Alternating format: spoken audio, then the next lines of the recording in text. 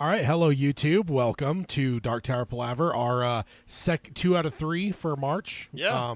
Had one of those good old 3-episode months pretty early in the year. I feel like those are always like in the midsummer to late year, so it's interesting. Last year we had one in May was the first one, so a little bit earlier. Yeah, usually it's later in the year. It feels like anyway. Not that I actually have any statistics on that, but definitely feels early for it. But we'll take it because some people, we've had a few people ask about where are the book club episodes. We've had one this year already, but with the way the year-end bash went, we had one from early December. We didn't have another book club until February, so there was a huge hangover. So this is maybe kind of a little bit of a makeup. Get back into it here. We're getting right in the heat of things with the Wizard and Glass.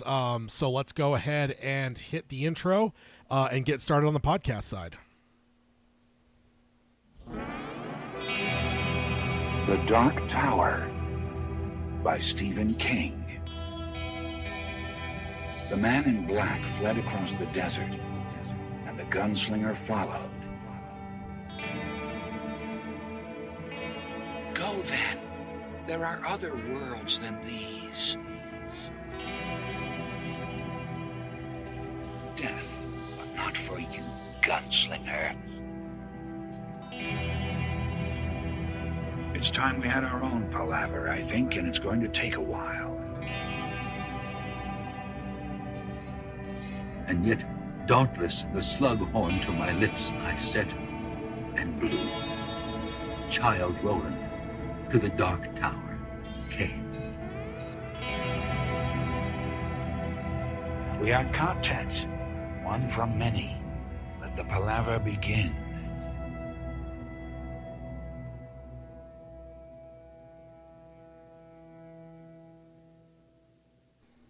Boy. You never know when those little child attacking Billy Bumblers will pop into an episode. You never know. Just stop. But yeah, welcome to Dark Tower Palaver. This is our podcast covering Stephen King's magnum opus, the Dark Tower series. And we cover the extended King universe as well. But obviously in this episode, it'll be nothing but some Wizard and Glass. But my name is Tad. And I'm Peter. And yeah, we're here for number 23 for Wizard and Glass. We're a little over halfway. I think we're at 60% with where we're starting off right away. So yeah, we are chugging along. 60% of the whole book, and then we're like, I can't remember where we were at for 66% for the Roland's backstory portion. So that is where we are at. Let me go ahead and pull up my notes here because I was not ready. First of all, there is no spoiler warning. We with these episodes, we stay where we're at or before. We don't jump ahead. If there is any spoiler discussions to be had, we'll keep that for the spoiler section, which is at the very end. And you'll be given a warning both visually if you're on the YouTube side or auditorily if you're on the podcasting side before we get into that. So if you've not finished the 7 primary books, you have ample warning. And that's probably, I don't even know if we have any spoiler discussions this episode. So, I don't think so. But even if when we do, it's usually less than 1% of the episode. So you still have a whole ton of episode to listen to without any spoiler concerns. Next up, you want to find the podcast. You can find us on Apple Podcasting, Spotify, Amazon Music, Audible, or any podcasting service of your choice. If you could subscribe, rate, and review us on any of those, we'd appreciate that. Then if you want to join us live over here at YouTube, youtube.com/DarkTowerPalaver, you can be part of the chat during the episode, sending Peter good old snake emojis. That's always fun. Or be part of the discussion. We've had a lot of good chats in the last number of episodes. If you want to be part of that as well, you can do that at youtube.com/DarkTowerPalaver. Like, subscribe, ring the bell for notifications, and you'll get notified when we go live. As well as right now we're in the middle of March Insanity, so we also I usually have short recap videos of the previous round and then going into the next round for March Insanity, so that'll be over here at YouTube. That's actually a YouTube exclusive. I usually only do that on the YouTube side. And then if you want to find the show notes, you can do that at darktowerpalaver.com, and also if you go to darktowerpalaver.com/March Insanity, you can go get your vote heard right now because we are in the middle of round 2. Round 2 ends at the end of the day on Sunday, so Monday after I get off work, I will get home and get the video recorded and put out for recapping round 2 and getting on to our semifinals coming up. Is it really semifinals next round? Isn't it? So you got your first bracket, your second, and then 16, down to final 4. Final 4, yeah. That's 16, which was the semifinal. Okay. Because the finals is 2. So yeah. Yeah, I guess that's true. So you can go have your vote cast over there at darktowerpalaver.com/marchinsanity. This year we are doing two polls. In the Dark Tower side, we're doing favorite spoken line. And then for the first time ever, we are doing a non-Dark Tower Stephen King one where we are crowning the most hated Stephen King character. So that should be a lot of fun. Peter has some opinions on that for sure. Although if the two heavyweights end up facing off, I really wonder where Peter's will lie. Hatred. Yeah. Not loyalty, where my hatred will lie. Indeed. And both of those have been brought to life by Darabont on the screen. Indeed, so, they both have. If they end up in the finals, but we'll see. And then if you want to support the show, you can do that at patreon.com/darktowerpalaver. With that, everyone that supports the show gets access to our Discord server. You can chat with us all week, all the time. And then you can... I think I still have my notifications turned off for that. Oh, so you did not see the Life of Chuck trailer? No. Dude, you told me to turn my notifications off 2 weeks ago, and I forgot to turn them back on because of the whole Stephen King thing. Yeah, so that's Mike Flanagan's Life Chuck has its teaser trailer out. But you can get access to the Discord server as well as we have monthly hangouts. And if you're at the top tier, you can also co-host an episode with us. And then if you want to contact the show, you can. Peter can let you know ways to do that. Now, not for these next two episodes because they're book clubs, but I will tease there is a email in the mailbag for the next roundtable in April. Yeah. First episode of April. Yeah. I almost said March, but we're in March. Yes. So, but if you want to contact the show, Peter can let you know how to do that. Like Chad said, email us. It's show@darktowerpalaver.com. And then we have our Threads Instagram under one username. It's Dark Tower Palaver. It actually goes the same. Facebook.com/darktowerpalaver is our Facebook as well. Those are all owned by the same company. So What's that? I'm sorry. Threads, Instagram, Facebook.com, our meta. Yeah. And then we have our Blue Sky. It's @darktowerpalaver.bsky.social. And then we have our Twitter. It's @DarkTowerPod. That's @DarkTowerPod. And then if you wanted to pick up some new merchandise, like I just did, I actually ordered myself a new shirt today. tpublic.com/user/DarkTowerPalaver. Get yourself a #TadIsTerrible sticker, t-shirt, pillow, hat, tank top. No, you can poster, get the classic button, logo too. You know, you don't have to. No. Yeah, that's this is the classic logo. According to you. This one existed first in my mind. Yeah, in your mind. So that's exactly it. Also in the chat, hi, Mike, and then Chris N. I don't know. We have so many Chris's over the course of this show. It's kind of hard to narrow down Chris's. But he said Rhea should be the most hated in my opinion. And I mentioned in the chat, but we did do the most hated Dark Tower characters back in 2019. We did. And Rhea did indeed lose, I guess, win that poll. I guess it depends on how you look at winning and losing. But Rhea did win that, and it is quite fitting that both her and Cordelia were the final two. Yeah. And I remember marveling at that, the fact that this one book that we're in the middle of right now happened to have both of the two most hated Dark Tower characters. And I don't know. I still think that after the course of this book club, I would like to do a revote. Not that we're going to we're not going to be a discussion. Yeah, I don't think we're going to revote and because that poll will stand forever. Yes. But I want to have a new secondary poll where it's like now in light of the book. Well, we talked about having maybe like a little summit where you take one and I take the other, and we kind of build up a case and have a little conversation. Maybe not even like an argument, even just kind of like, all right, sir, present your case. All right. In closing statements, all right, thank you, all right. Because I think there's a really good case for Cordelia. I think when you're in the not fresh in this book, it's easy to just be like, oh, Rhea. But it's like when you actually are in the middle of this book, I'm like, there's a lot of I voted for Rhea a number of times, and I don't know if I would have voted for her exclusively if I were as fresh in this book as I am right now. So, but we got to be a little careful. Let's not go too far. I mean, we haven't finished the book yet. You don't just with what we have so far in this book. Yeah, you don't need to finish anything. You just look at what's going on already, and it's pretty clear that those two are very, very detestable characters. So last time we were currently for the sake of like the structure and everything, we're in part 3, which is titled "Come Reap." There are 4 parts to this book, and each of the two central ones, Part 2 and Part 3, both have 10 chapters in them. And then the ones on the first and the fourth are a little bit shorter. They only have like 5 chapters. But we are currently in Chapter 6 of Part 3. Chapter 6 is titled Cuthbert and Roland. And we are on the back half of this chapter. We did the first half on the last episode. We're going to finish it this episode. We are starting in Subchapter 13. Where we left off, the boys kind of had a big blow up. Cuthbert, shouted down Roland on some stuff, yelled some stuff at Alain to pass on to Roland, saying that like even if you're right for the wrong reason, you're still 100% wrong. Because called him said what did he say? You've made your shame of virtue. I'm forgetting the phrasing that he used there, but he had some really great lines. Yeah. And then he rode off in a storm. The reason why Cuthbert was so upset was because Jonas had come to the bunkhouse and trashed it. Yes, which we covered that. Yeah, we covered that as well. And then where we did leave off, because this is where we're going to be picking up, is Jonas, after destroying the bunkhouse, came back, ran into Roy DePape, and he told him that someone from Farson's men was there, but it's not Latigo, as they had suspected, and Roy was quite shaken. It seemed that the person that showed up may have been shape-shifting and was had tittering laughter that sounded like the laugh of the dead. So that is kind of where we left off. Roy was quite shaken. And now Roy told Jonas not to even have a drink of alcohol because he's like, you need to have a clear head when you meet this guy. Yeah, and don't eat, because like he said to join him at Seafront, so go now. Like don't delay. Like don't even. He's like, I wouldn't even stop for a drink. Like, just go.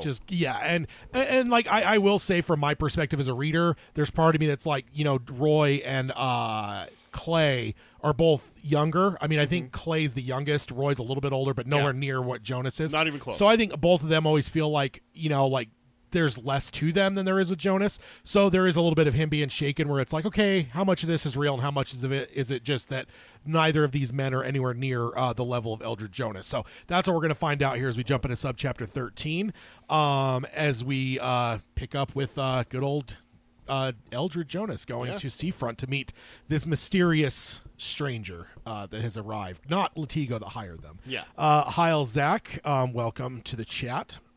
Let me go ahead and jump on into Subchapter 13. So 20 minutes after talking to the shaken Roy DePape, Jonas was riding into the courtyard of Seafront. He was uneasy because he had expected Latigo, and unless Roy was wrong, he was not getting Latigo.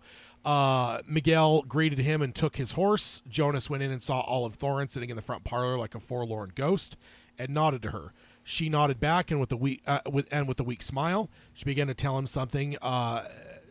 Tell him something if he were, or basically started to ask if he was there to see the mayor, but he cut her off very quickly, saying that he was here to see Reimer, and blew past her and went up the stairs and down a narrow, dimly lit hallway. So let me just pause right here.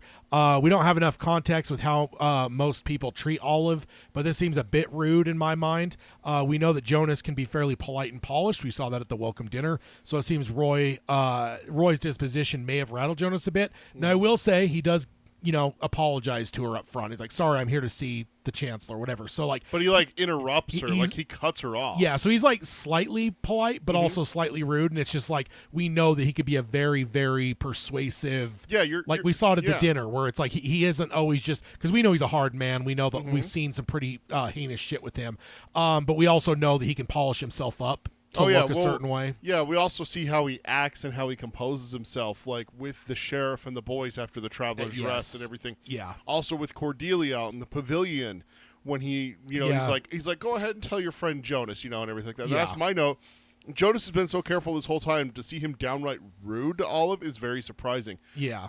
Is it just Roy and his story, or is it the fact that he made a move on the boys?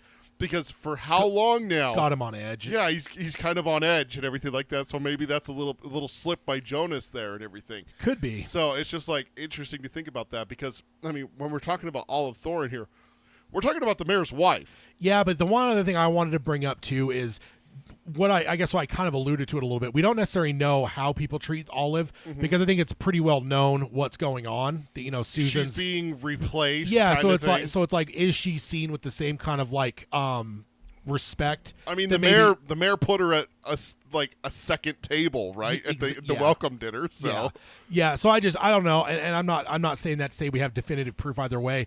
But I do kind of wonder if maybe she has a little bit less respect now than she would have 2 years prior to this story. So, it's an interesting like sub thought I had where it's like I wonder kind of what her station is like in this whole system. So you never really get kind of a one way or the other with her. No. But also Olive is one you can forget about for long stretches of the story because she doesn't show up. But man, I always feel bad for her. Oh yeah, just absolutely terrible. Yeah. So Jonas reached the end of the corridor and knocked on the massive oak door with brass inlays on the design. Reimer did not care for things like this, like Susan Delgado did, but he loved the trappings of power. That is what took the curve out of his noodle and made it straight, which that's the nomenclature the book uses there. He knocked again. A voice that was not Reimer's told him to come in, followed by a tittering laughter that made Jonas's skin crawl. Already we're yes, indeed. He recalled that Roy had said that the man laughed like a dead person. Jonas opened the door and stepped in. Reimer cared for incense no more than he did for hips and lips of women, but there were incense burning in here now. A woody smell that made Jonas think of the court of Gilead, the functions of state in the Great Hall. Gas jets are turned high, purple velvet draperies, and then in parentheses, the color of royalty, and which means it's Reimer's absolute favorite, trembled in the wind from the open window. There was no sign of Reimer or anyone for that matter. There was a little balcony, and the doors were open, but no one was there either. So, kind of an interesting scene there. We're not fully through it, but it's kind of interesting setup here. I like the aspect of knowing not only what Reimer appreciated, but also what Susan liked. It shows how good Jonas is at reading people, a very handy skill for someone who is manipulating or taking advantage of people. So the fact that he knows, like, hey, what Reimer does or doesn't like, but then to easily also be able to go to, I guess... He's, like, comparing it, really. Yeah, and so that means that he also knows things that Susan likes. It's like, how would you know that? Like, that, again, like, you've got to be a very... like analytical, like observant whatever, and everything, observant, and like able to read people and stuff. Yeah, and so that when you see that, you're like, well, he probably hasn't spent very much time with Susan. And then you think about, okay, well, there's the welcome dinner. Yeah, there's probably been a couple. There's probably been other others, and she's been there with the mayor as well. So like she would have been in some of these, swanky settings, and and honestly, he probably sees her as a valuable one to understand and potentially be able to manipulate because she's probably in more power than Olive that we mentioned a little bit earlier. The fact that she's not been consummated yet, but still she's in a position of like, she's going to be the mayor's next wife. So it's like she's the comer upper, right? It's like where Olive's kind of like degrading. It's like she's the comer upper. So it's like if they're like crossing, like one's going down, one's coming up. Yes. So it's like she might be one that's probably, and also there's a chance that, the mayor fancies her, which is gross. But that could be used to manipulate him as well. If he's all about her, like knowing enough about her to manipulate her so that you might be able to in turn manipulate him, that might be part of the game too. Dude, a thought just crossed my mind with what you were saying about using Susan to manipulate the mayor. Susan and the mayor just came about within the last few months. Okay, maybe a little bit more than a few months. Within the last year. Yeah. Do you think Jonas had a part in bringing it to fruition? There's no hint of it so far in the book. Yeah, but the way that you're talking with him understanding people and everything like that, do you think that they showed up and May just going, well, how can we control him? Yeah. How can we manipulate him? Oh, look at how he's looking at her. Yeah. He can't have a son with his wife. Yeah. Oh, like looking at Reimer's. I would not put it past Jonas to have set this whole thing up. Or even like Reimer as well. We know he's a schemer as well. Well, yeah, because like they probably sat down together and talked about how you got to think about like the planning of this. Like we know that the corruption goes into the Horsemen's Association. Yeah, and Jonas said it. I don't even know how many episodes ago, but there was the time when they were asking about. Or it was outlaying like the lay of the town a little bit, and he talked about Reimer. He's like, Reimer's the power behind the throne. The mayor doesn't care about anything but this soft girl that he wants to, whatever bone. Yeah. So it's like, but so because of that, like that's kind of showing that there's like a dismissive thing of like the mayor should be the true power. But it's like, well, he doesn't really care. He's too distracted. He's a horny old man that wants this 16-year-old girl, and it's like Reimer's the one that's truly pulling the string. So it's like, I don't think it's in the text, but I think that you got a nice little fan theory there. I think it's Peter canon now in my head and everything like that. Just like how can we not know that Jonas would have set this up with Reimer. I mean, not alone. Yeah. But it makes perfect sense if he's like, huh, Yeah.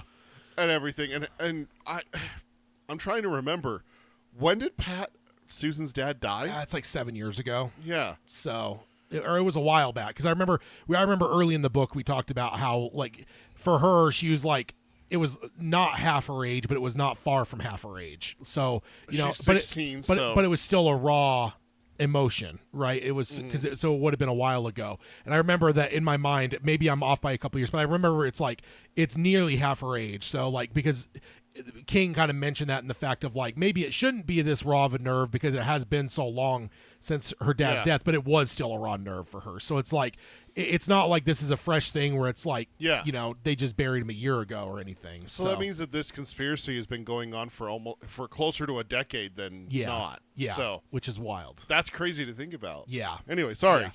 Yeah. Indeed. Heil Cody, welcome. Then my next note, Flagg. I just put in all caps. Tittering laughter that makes skin crawl of bad men like Jonas. There's only one legend who can do such a thing. I know, like, everything is pointing towards it. We have no confirmation yet, but everything's, like, pointing towards it.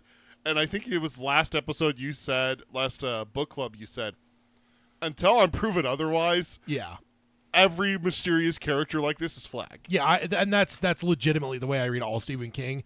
Like, someone that you would call a villain, anyone that show up, I just assume it's Flagg. anyone that I would, like, normal people call a villain. Well, I'm not going to grant it to you that, he's a villainous person. So he I don't is a wanna, villainous person. But yeah, no, we already with Roy, we already kind of had, like, secondhand of some of this stuff and, like, the tittering laughter and stuff. But now that we're seeing it firsthand here, it definitely makes me excited as one that absolutely loves Randall Flagg. In fact, my Pt3 shirt. Flagg shirt. I absolutely love that.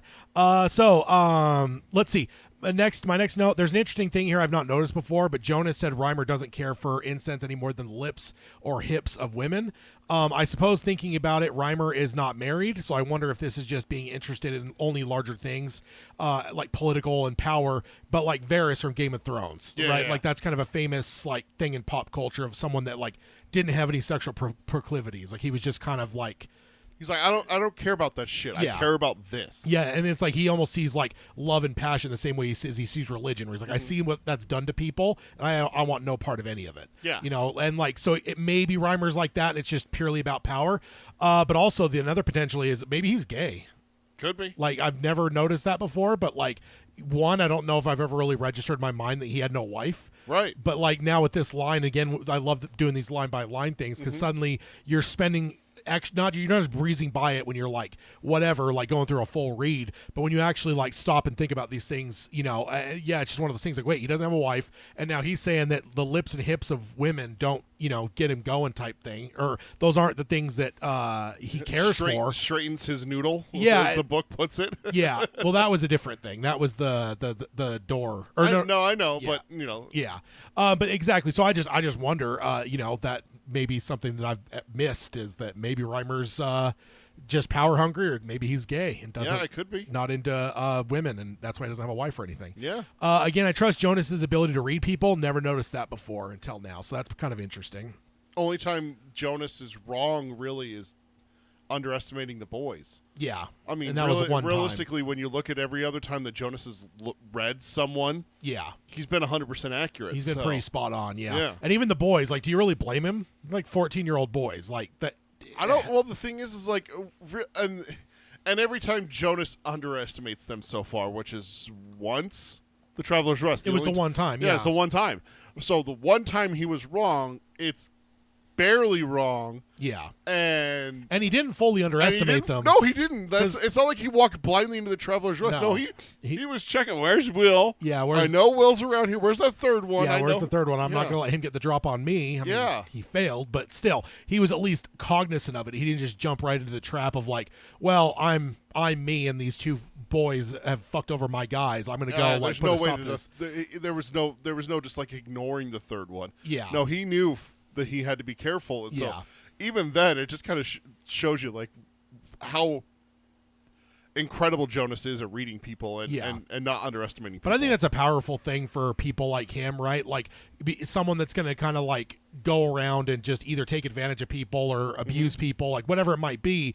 It's always good for people like that to understand who they're looking at and like, what does or doesn't affect people, whatever, like the manipulation and control that would be part of his lifestyle is he's got to know how to do that. He's got to know how to read people. Yeah, and that's the thing. It really shows you how smart Farson was to send him here, because this situation called for someone like Jonas, someone like Roy or Clay. They would have come in and fucked this up within a month. Yeah, but Jonas runs it smoothly. Dude, Jonas would make a really good CEO here in our world. Yeah, North Central Positronics twinner. There we go. Now I will say, as capable as he is, it makes me wonder higher up the chain, like Latigo. How capable is a man like that? I wonder. Ooh, that's a good point. Higher up in the chain. We've kind of seen from the little bit that we've had talks about Farson, it's just like, well, he's a madman, but he's still putting up a fight, so there's a reason, right? Yeah. Then my next note, what is this? Jonas seeming to not only be familiar with Gilead, but even the Great Hall. I'm not sure I've ever actually stopped long enough to appreciate the implications of that. You would have to assume a harrier like him, you would assume that a harrier like him has not made his way as far in as Gilead, much, if ever at all, and least of all ever being in the Great Hall. Like, that's, like, huge. Like, I don't know how I've never noticed that before, but it's like, wait, how do you know that? Yeah. That's like, in America, it's like, oh, someone that's been to D.C. and then it's been in the halls of Congress. Like, that's like, well, modern day, there's some people that were in there that, but, like, ultimately, it's just one of those things more like the Catholic Church in the Vatican City. Like, that's the inner chambers of that. Yeah, that's the grand area. So it's kind of an interesting thing for him to actually be familiar with that.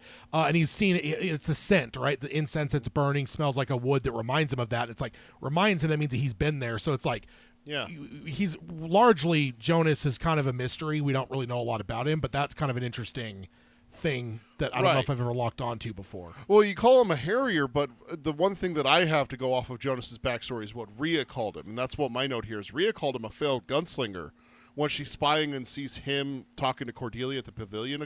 It's like 3 or 4 episodes ago. I know it's not confirmation that he lived in Gilead and was sent west and everything like that. Yeah. But the ball showed her, and she's thinking that. So it's like, she knows a lot. Yeah. So that's the only thing we have to go off of with Jonas' backstory, is that's what Rhea calls him. Yeah. So is that the case for him? Yeah, very interesting for sure, because it's definitely not the kind of character you think of with the halls of Gilead. I mean, no. We know Flagg was there, but that's a little bit different, right? Like, he was part of the court. Yeah, exactly. It was so exactly. So what does that make Jonas? I mean, Rhea calls him a failed gun. Is he a failed gunslinger, or is that just her term?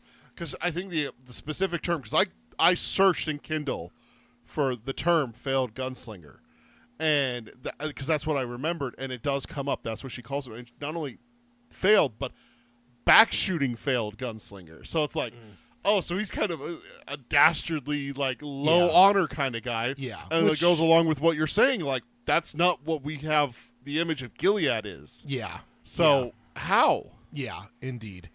Then my last note, I have to say King has done a great job of building this between Roy in the last chapter and then setting this scene up here. It's very eerie. Like, I could just feel the tension and the fear as you're walking into this room. Somebody just told you to come in.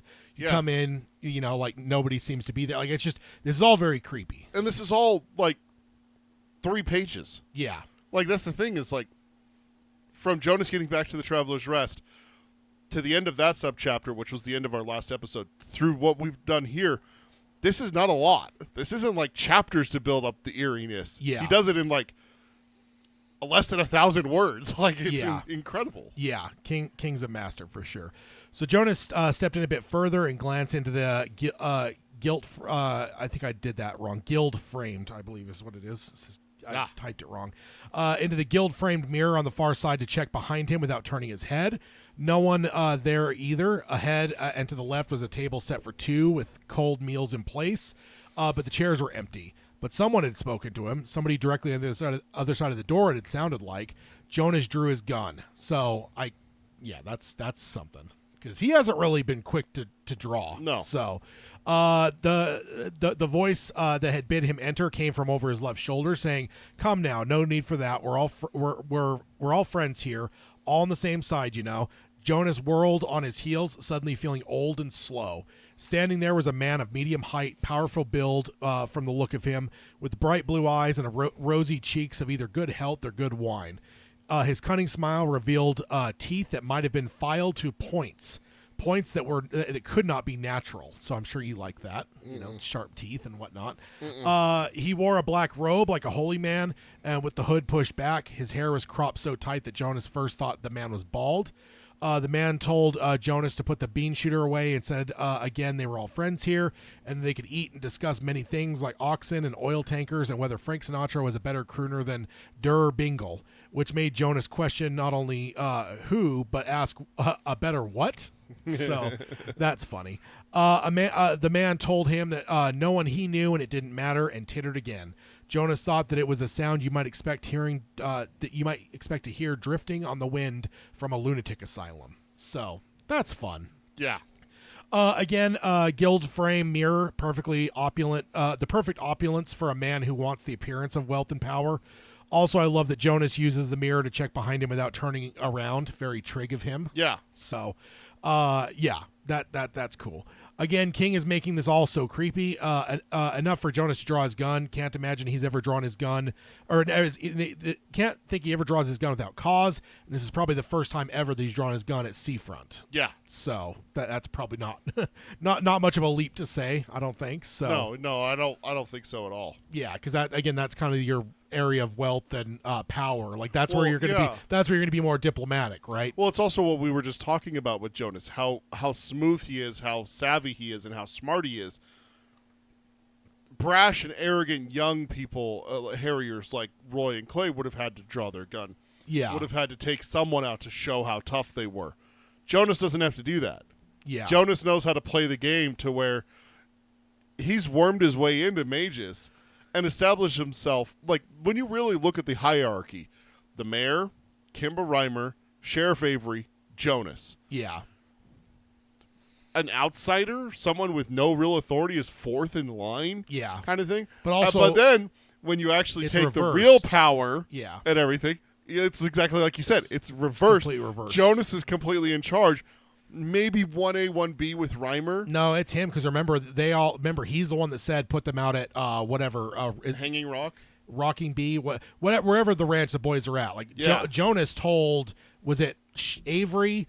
I think he told Avery to tell Reimer, where it's like put them out here in this, like, so it's like that's after the welcome dinner. Right? Yeah, it's like, so where the boys are actually placed was 100% the choice of Jonas. Yeah. So Jonas told Avery, which should be above him, and told Avery to tell Reimer, which should be above both of them, to put the boys where they ended up, where they're at right now, right? Yeah. So it's like, it's perfectly shown that, you know, he really holds a lot of power. Absolutely. So, yeah. And it doesn't help that there's a conspiracy that you could easily blow the whistle on and see all of them, you know, tarred and feathered, most likely. Like, that probably gives him some power over all these men, right? Yeah. Like, all he has to do is go to town square and be like, hey, they're bad. Yeah, here's a conspiracy for you, and then they all get Mussolini'd. So. Yeah, exactly. Yeah. My note here, I this is what I love about Stephen King.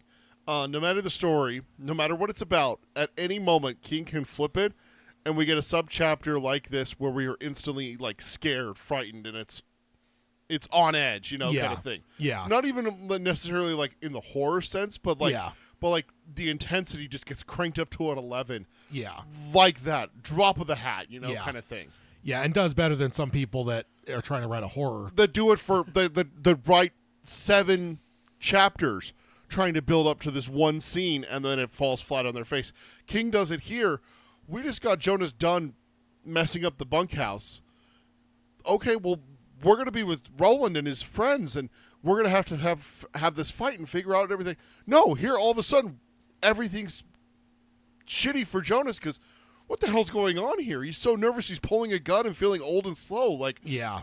why am I scared for Jonas? Which that's interesting because, like, I don't think we've ever seen Jonas unsure of himself in that kind of way. No. Like, I didn't really point that out, but that is actually an interesting thing from that last little bit that I read there is, like, the fact that as he's turning, he feels old and slow. Like, that's not the Jonas that we've known throughout this entire story so far. And Jonas has thought to himself, I know I can beat these boys. Yeah. I not beat them like mentally, like outmaneuver them in castles and everything like that. He's in a one-on-one fight, in a draw. Yeah. I'm faster than them. Yeah. So to hear him say, "Oh, I'm feeling old and slow" in his head. Yeah. Uh-oh. Yeah, exactly. So even after he checked behind him and saw no one, that is where Flagg appears from. That will make Jonas doubt himself a bit as well. Oh yeah, for sure. So. Also, the physical description of him being medium height, powerfully built with blue eyes and rosy cheeks all sounds very much like Jamie Sheridan, who played Randall Flagg in The Stand a mere 3 years before this book came out. So most likely, if King was writing it the year before, you're only talking 2 years removed from The Stand's TV adaptation. And he was involved with that. King wrote all that. So it's just interesting because I don't think, also to the transformation discussion that we had last time, I think that this goes to it as well because I don't think that Flagg has ever been described this way in any of these books up to this point. We've had descriptions of him at different times, but never once, because even this like made me pause at first where I'm like, wait, kind of powerful build, like he's never been described that way. And like medium height, like I don't care, height's not like anything that's really whatever, but the powerful build, I was like, that's wrong. And then the more I like focus on that, the more I'm like, wait a minute, that's Jamie Sheridan. Yeah. That played Flagg in the series. So I kind of wonder if King had that fresh in mind. And kind of gave us that image is who he had in his mind as he was writing this is Jamie Sheridan. So. Yeah, absolutely. And if like I said before, if there was any doubt that it was Flagg, because we haven't got confirmation yet, and everything. Tittering laughter. But it went out the window for me when I heard the description that the tittering laughter is something you would hear coming out of the window of an insane asylum. Yeah. Like when I hear that, and then the fact that the King himself says, there's a quote, I don't remember what the line is, but he says, "The man in black said." It's not capitalized and everything. Yeah. But it's like, because this is Jonas's chapter point of view wise. And multiple times he's called the man in black because, again, he's wearing a black robe. Right. So, of course. The fact that it's like, the man, not the man dressed in black, not the man wearing black. It's the man in black. I'm like, okay, 100%. Yeah, all doubt removed. King's too much of a professional to let that slip if he didn't mean this to be Flagg. Exactly. I mean, of course, not that there's any doubt. I'm just saying that if he did want this to be someone else, there's no way he would have used the phrasing "man in black." Like you said, he would have used one of the other exactly. seven and that's what I'm saying. All doubt removed. 100%. Zero doubt whatsoever. Yeah. Looks like we got a new listener that at least new that I have seen. Maz from Australia says, "Hi from Australia. Welcome." We've got quite a little contingent of Australian listeners. Yeah, we do. We've had a lot of Australian listeners chime in over the years, be it email or in the chat. So welcome. Your continent scares me, but especially with the new spider discovery and everything. Yeah. Awesome. I mean, and I'm not even really that goosey as spiders. No, I don't know. It's just the fact that it can kill you in like a half hour is where it's just like.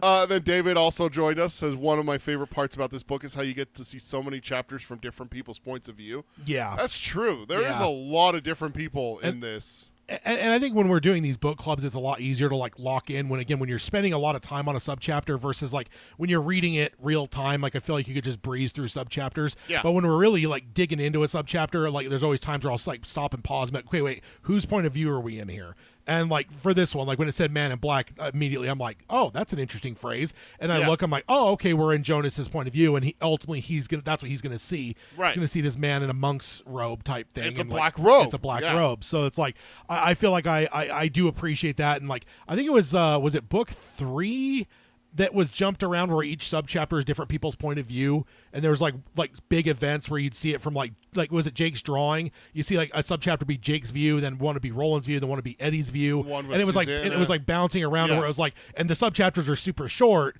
but it was really looking at one couple moments happening. Yeah, but you're seeing it from multiple points of view. No, because it was Dutch Hill, because you even got the one with the bystanders outside the house. Yeah. So you even got that view as well. Yeah, and I always find that kind of stuff interesting. So yeah, I do appreciate different points of view for sure. So Mike says, "Hi from Stockton." And David says from Houston. Houston. All right, cool. Yeah, we got. Matt says our animals are cuddly. I don't know. I've seen a kangaroo cuddling a dog around the neck. Have you seen that one? And the guy goes over and starts boxing the. Yeah. Although boxing and kangaroo is something I've wanted to do since I was a child. And saw I'll tell you right now, they'll kill you. Because in the cartoons, that's what the people always do. Is they always box the kangaroos. Yeah. So I'm not saying it would go well. It would not go well. I'm just saying since being a child and watching cartoons, like that's what I've always wondered. So pointing out for those under 50 that Der Bingle is the nickname for Bing Crosby. So Flagg is crossing more of our world into his or into this one, I suppose. Also, Jonas's confusion over this will never not make me laugh. Like it's just funny because it's like again he's mentioning like legitimate things like oxen, oil tankers, and then he mentions that like it just throws it on there. Sinatra too. Yeah. He's like basically talk about who's a better crooner, Sinatra or what is it, Der Bingle? Der Bingle. It's the German nickname for Bing Crosby. Yeah. So even speaking German, which. No bad guy ever has spoken German. Nobody that speaks German could be an evil man. What's that from? Simpsons. I knew it. Simpsons. I knew it. Yeah. It's a great Simpsons line. The Bart. That's right. Yeah. It's like, why is that tattoo on your says Die Bart Die? Oh, it's German for the Bart the. So I just find that funny because again he mentions legitimate things: oxen, oil tankers. Yeah. And then it's like, or which crooner's better, Frank Sinatra or Der Bingle? So it's like. He just adds that on, and like for us that know Flagg from other books and stuff, like that totally follows the kind of way. It makes us chuckle, but but him poor Jonas over here is going, what the hell? Yeah, what are you talking about? Like, because again, he mentioned the two other serious things, so it's like he might actually think like that's a legitimate thing that we've got to discuss, and he's like, I don't know what the fuck you're talking about, type thing. Yeah. So I do. It just makes me laugh because it's kind of the fish out of water thing that we dealt with Roland when he was in our world. It's just now you're transplanting that onto Jonas rather than Roland, the fish out of water element, because it's like, except now you're suddenly taking the out of water part into the water and attacking a fish with it. So. Yeah, it's so confusing. David had no idea who Der Bingle was. He was just saying that the Man in Black says something about Frank Sinatra but I don't know who it is. Wow, you answered, and then he goes on and says, wow, you answered the question I had right as I asked it without knowing you were doing it. So good job on that note, sir. Now, I will admit I didn't know who that was either. I had to Google it because I'm like, Frank Sinatra's real. I'm like, Der Bingle. I wonder, is that like something from like this world and like whatever? So I Googled it, and Bing Crosby immediately came up. Oh, okay, it's a nickname because, and like that's why.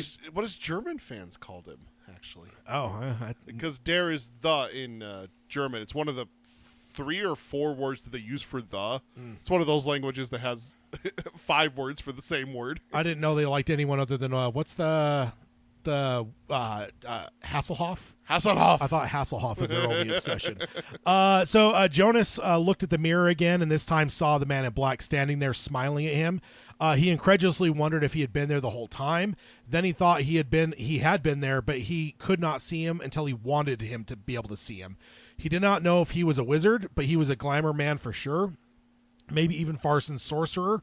He turned, and the man was still smiling, but his teeth were no longer pointed. So there you go, Peter. You can be a little bit happier now. No more sharp, jagged teeth. Werewolves and vampires and things have pointed teeth come out and then go back in. That's scarier. But they had been pointed. Jonas was sure of it. See? He asked where Reimer was. The man answered that he had sent him away to help young Cy Delgado with her reaping day catechisms, and slung a chummy arm around Jonas's shoulder and led him to the table and said, best they palaver alone. Jonas did not want to offend Farson's man, but he could not bear the touch of that arm. He could not say why, but it was unbearable. Why it was unbearable, but it was. He shrugged it off and went to one of the chairs, trying not to shiver. No wonder DePape had been so pale. The man was not offended, but tittered again, and Jonas agreed with DePape that it was like the dead. For one moment, Jonas thought it was Fardo, Court's father, in the room with him, the man who had sent him west all those years ago. And he reached for his gun again. Then it was the Man in Black again. He asked Jonas if he saw something interesting. So we heard about this from Roy, that when he met him, like he saw his own father. He saw the man he killed in. I just blanked on the name of the town. It's a weird, funny. Ritzy, maybe. Ritzy. And then like obviously his own form. So he was like transforming in the midst of conversation with Roy. Right. So now we're seeing it real time that Roy was not indeed drunk or confused. But no, he just did the same thing to Eldred Jonas here. He's transforming. So first Jonas felt slow, and now he is doubting what he saw in the mirror or not. We have never seen Jonas as off before. Like, that's just no. It's just wild because, again, Jonas has always been he's kind of like Roland in that we've known from previous books, older Roland. Like, Jonas is kind of that. It's kind of like the whole idea of like who was it? Somebody maybe it was in more of the expanded universe stuff, but in Star Wars there was someone that's like, oh well, this is Han Solo.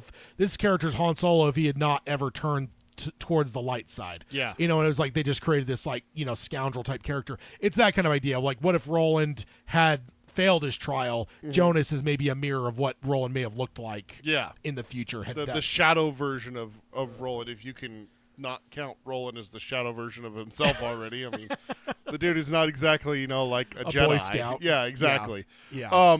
And then through just continuing your note about Jonas, through everything with the boys, showdown of the Traveler's Rest, them showing up and throwing a wrench into all of his plans.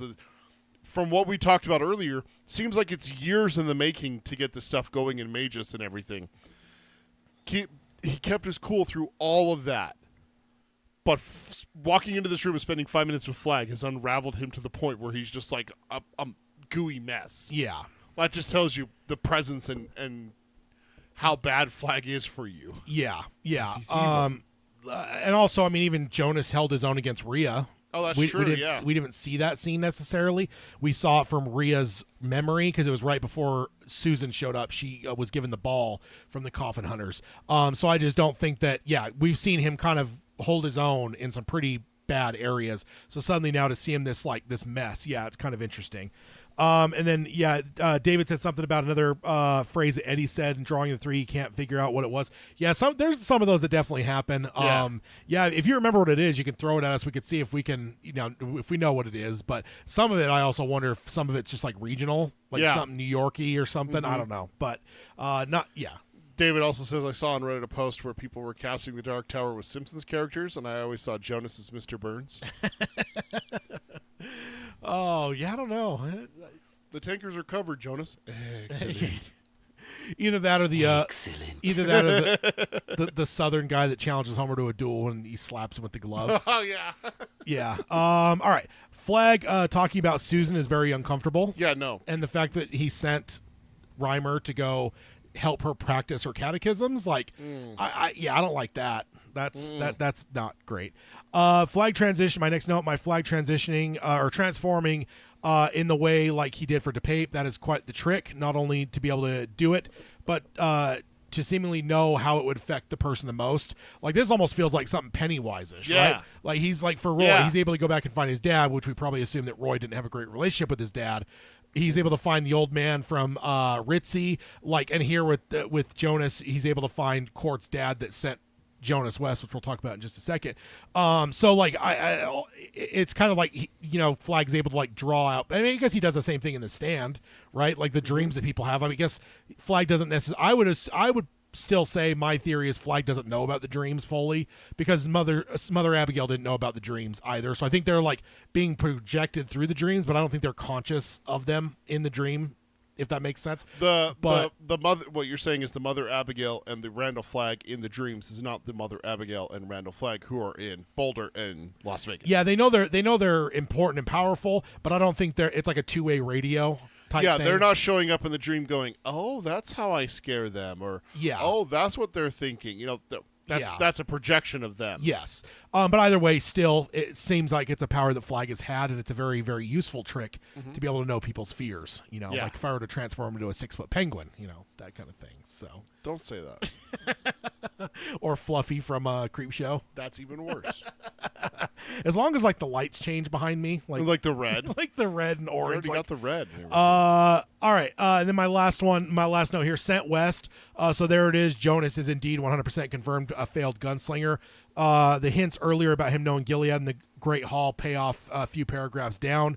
No wonder he is so capable in giving you an idea of what happened to gunslingers who fail their trials.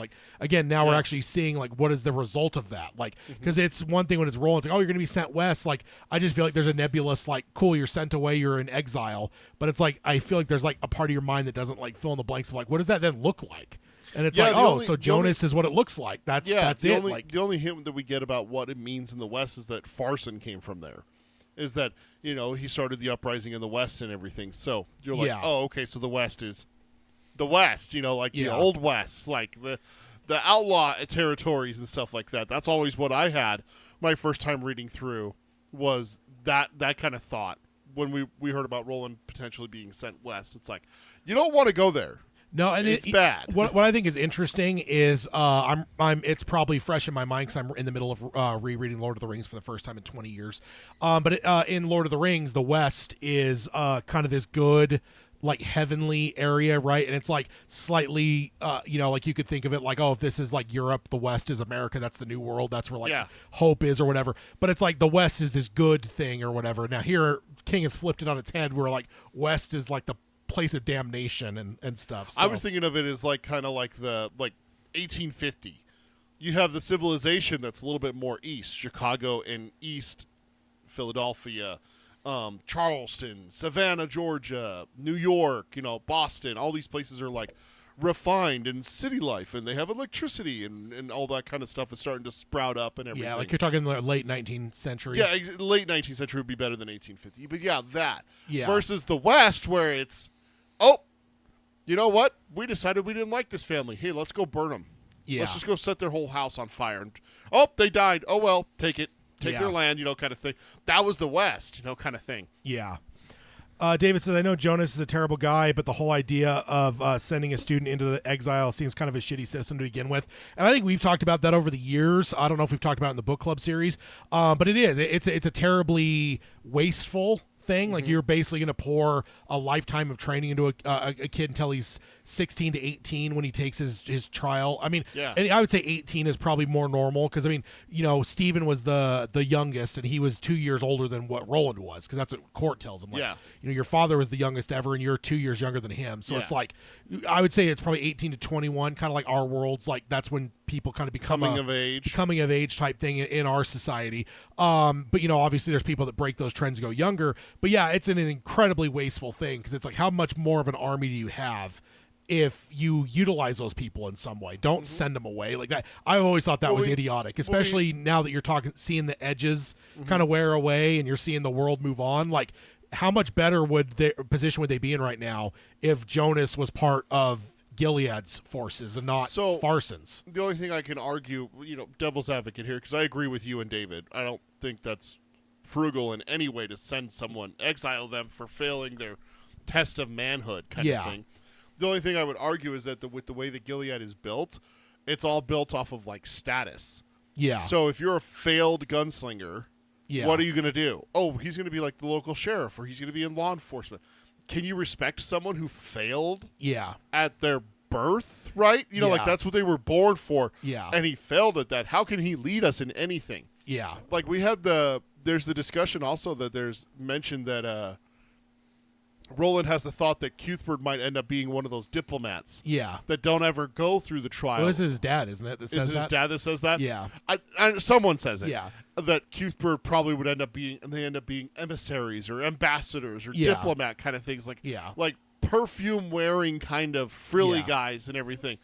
And they have that for someone who wasn't even willing to take the trials and take on the court, for example. Yeah. But if you try and fail, that's just like the worst thing to them. Yeah. So it's just kind of it's an interesting insight into their society, is that trying and failing is worse than not trying at all. Yeah. Which is pretty damning, because I've been told my whole life, hey, look, if you fail, get up, brush yourself off, try again. Yeah. But if you just quitting is terrible. Yeah. Like, that's not an American thing. That's not something that we were ever taught. We both played sports growing up, like, oh, you strike out swinging in baseball? Great, get them next time, Like, you missed the shot in basketball? Take another one, Yeah. Yeah, indeed. And then Maz says it's a nice inversion of the fairy tale idea that the West is paradise. Exactly. Yeah. Yeah. That's. I'm related to Lord of the Rings because that's where I'm like literally in the middle of reading right now. But yeah, no, it's true. And fairy tales and stuff too. Like the West is always seen as this like like paradise type thing. So it is kind of cool for King to invert that and flip it on its head a little bit. So. Going on, Jonas agreed and said that it is the food he saw that was interesting and eats, so kind of shrugs off the whole, did you see something interesting there? Yeah. The man poured wine and told Jonas to tell him everything he had done since the three troublesome boys arrived, and everything they knew, everything that they have planned, and he didn't want him to leave out a single jot.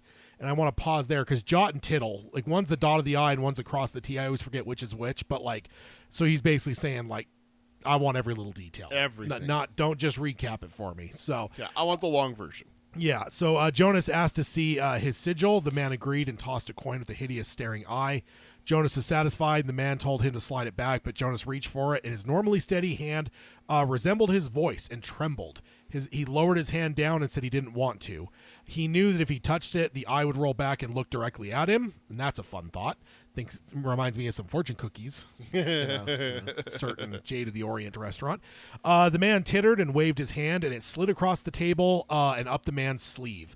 Lastly, Jonas asked his name, and he said Walter. Then he said, "Let's see where we are going, and let us in short palaver." So maybe we got to get that soundbite. That'd be a good one here. No. Flagg telling us it's time to palaver. So all things considered, this trip meant nothing. Flagg was still able to find Roland, and now he's asking everything. This is not good for our boys. The coffin hunters are dangerous enough, but now adding this into the mix makes me worry a lot. Yeah. Because that's the whole thing, was to hide Roland from, Walter, or whatever. I'm trying to think of the name they call him. Martin. Yeah. Trying to hide him from Martin. And it's like, well, now he just shows up in this town where he's been hid away. It's like, okay, so this whole thing's been a fucking waste. And you put these boys in like mortal fucking danger. Not that they knew they were going to do that. They thought this is a quiet town, but it's like, still, it's like, this isn't good, man. They were already, and think about where our boys are at right now, too. This is all not going well right now. This is coming up bad. Yeah. And I just have the question, like, is it really surprising to us readers that have experienced Flagg in The Stand and the first three books that Flagg was able to find Roland so easily? No. I mean, honestly, when you sit down and think about it, like, I never thought about it until literally this book club. Yeah. Like, oh my God, he did find him so easily. Oh my God, that is bad. Like, I never thought about it like that until I saw your note here with this subchapter that it's like, oh God, yeah, they were trying to get him hidden. Yeah. Like, to hide him, put him in Magus. That's out of the way on the clean sea. No one's going to look for him there. Yeah. Instantly found. Yeah. Wait, what? Yeah, immediately. Yeah, it's pretty wild. Yeah, I guess it's not surprising if you're more familiar with Flagg from other works. But it is one of those things. Again, the thing that worries me, though, is the coffin hunters already have our boys in a very precarious situation. And so now suddenly you add whatever brain Flagg has to this mix, like, that's not good. Right. Because he's very, very, very good at what he does. He's very malicious. He's very high thinking. Like, he's got some kind of, like, like clairvoyance. Like, there's a lot of stuff that he could add to the whole mix here that's not good for our boys. Just your last note here plays into exactly what you're talking about. Yeah, again, wild to see Jonas so shaken. DePape is one thing, but Jonas is a very, very hard and experienced person. So to see him shaken is just wild. It just ups that ante a little bit. Like when you have a TV show where it's like, okay, this is the big bad for the season, Oh, it's so bad. But when you see that big bad get scared of something else. Yeah. 24 was famous for that in the early couple seasons. Like you'd have the main terrorist. You'd have who you think is the main terrorist. And it's like, but then it's like, oh my God, no, I'm scared of this person I work for. And it's like, oh my God. Yeah, exactly. It's a cool, it's like the Empire Strikes Back, the element of like suddenly Vader's bowing to some, withered old Who's man. That yeah, it's guy, like wait, what? Yeah. Like the guy we've been fearing for a movie and a half, suddenly he's like bowing scared. to someone. Yeah, he's someone's servant? Like, wait, what? Yeah, it's wild. Did he just call him master? Like, wait, what? That kind of thing. So, it took us a little bit to get through that subchapter, but understandable. It's a good one. Yeah, it's a big one. Subchapter 14. Oh, I guess I should. We didn't cover this in our little recap. Oh, no, we did. Cuthbert got all pissed off, but Cuthbert left. And what happened while he was gone is important. Yeah. He ran into Shimi, who had been given the note from Rhea. Yeah. To give to Cordelia. So, when Cuthbert came back to the bunkhouse, night had fallen. Roland and Alain were playing cards.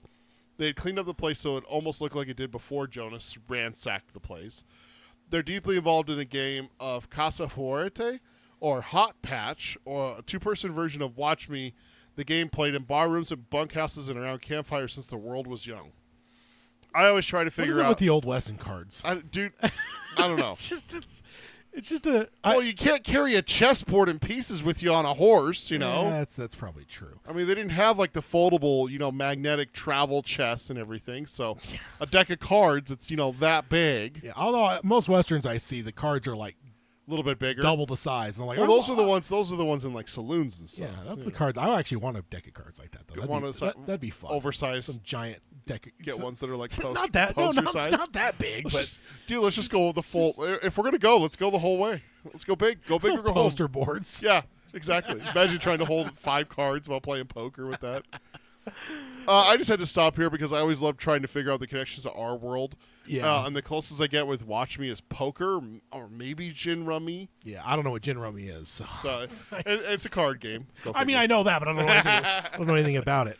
Like in my note, castles is very similar to chess in my mind. Yeah. I think in all these cases though it's close but not exact. Like I think they're similar, but they're different enough. It's kind of like the whole 4D chess in Star Trek that Spock and Kirk play. It's like it's chess, but it's different enough that it's like, oh, it's not just chess that you're like saying is something else. Yeah. So, because that's bad. That's bad world building in my mind when it's like they're just playing exactly poker and it's like, oh, we just call this. Whatever. I'll give you an example. I'm rereading the Harry Potter series again, and it's Wizard's Chess, which it's chess, but the pieces are just alive, so they yell at you when you're like, hey, go there. They're like, fuck you, I don't want to die. Yeah. That'd make chess a lot funner. It does, actually. Yeah. As long as they use profanity and whatnot. There's actually a line in Harry Potter where it's like he's trying to play chess, and it's like, don't send me there. Can't you see his knight? Send him. We can afford to lose him. And they're like squabbling with him. Yeah, I just want one of them to be like Don Rickles, just yelling and swearing at people, making fun of people. It'd be really funny if he was if they were bleeped out, so you just sound like R2. Roland looked up at once, trying to read Bert's emotional weather, but outwardly Roland's face was impassive as ever. Inwardly, he was in turmoil of pain and indecision. Alain had passed on Cuthbert's message, which we talked about in our little recap. Yeah. It was a terrible thing to hear come from a friend, even if it was secondhand. Yet what was haunting Roland the most was what Bert had said right before leaving. You've called your carelessness love and made a virtue of irresponsibility. That's the line. That's the one, yeah. I made sure to write it down because I knew that it was good. It's good. Yeah, it is a really good line. Over and over, Roland told himself it wasn't true. That this course was the only one that made sense. Bert's shouting was just angry wind brought on by nerves and his fury at having their private place defiled so outrageously. So telling him he's right for the wrong reasons, that makes him all the way wrong. That's what Bert said to Alain. To tell Roland, yeah. To tell Roland. And then Roland's thinking about that phrase, and he says, that couldn't be. Could it? Yeah. So he has some doubt here from Roland. Maybe Cuthbert really did get through to him. Yeah. Yeah, and then my note, so bizarre to see Roland dealing with pain and indecision. I get he is just a kid here, but it's so unlike anything we've ever seen from him from the whole series. I think the only time we really saw a lot of pain and we've seen tears was the mind splitting stuff in book 3. So, but I mean that was a pretty extreme circumstance too. Yeah. That's not just a normal thing. That's your mind is literally splitting in half. Literally being torn apart. Yeah. Yeah. So it's it's just, again, I always know this is 14-year-old Roland, but it is one of those things that's God damn, that's still Roland's name I'm reading here. And it's it's different than what I'm used to. Right. And just to kind of show Roland's mettle and everything like that, he didn't cry during the mind splitting. He only cried when there was relief given by wearing the key. So it's just the voices are quiet. Oh, I can have a moment of peace. That's what that's when he cries. Yeah. But he doesn't cry even from the pain of having his mind split. Yeah. So it's just an extra level of toughness for him. You know? Yeah. So going on, Cuthbert was smiling and his color was high as if he had galloped most of the way back. He was looking young, handsome, and vital, and he looked very happy. In fact, he looked like the Cuthbert of old, the one capable of babbling endlessly to a rook's skull until someone told him to please shut up. Roland didn't trust. You can relate, right, Peter? I've been told to shut up many times. Or beep beep. Or beep beep. Or I talk too much. Roland didn't trust what he saw. There was something wrong with the smile. The color in Bert's cheeks could be from anger, not good health, and the sparkle in his eyes looked like fever, not humor. Roland showed nothing on his own face, but his heart had sunk. He had hoped the storm would blow itself out, given a little time, but clearly it hadn't. His glance at Alain told him that Alain felt the same way. Roland thinks to himself, Cuthbert, it will be over in 3 weeks. If only I could tell you that.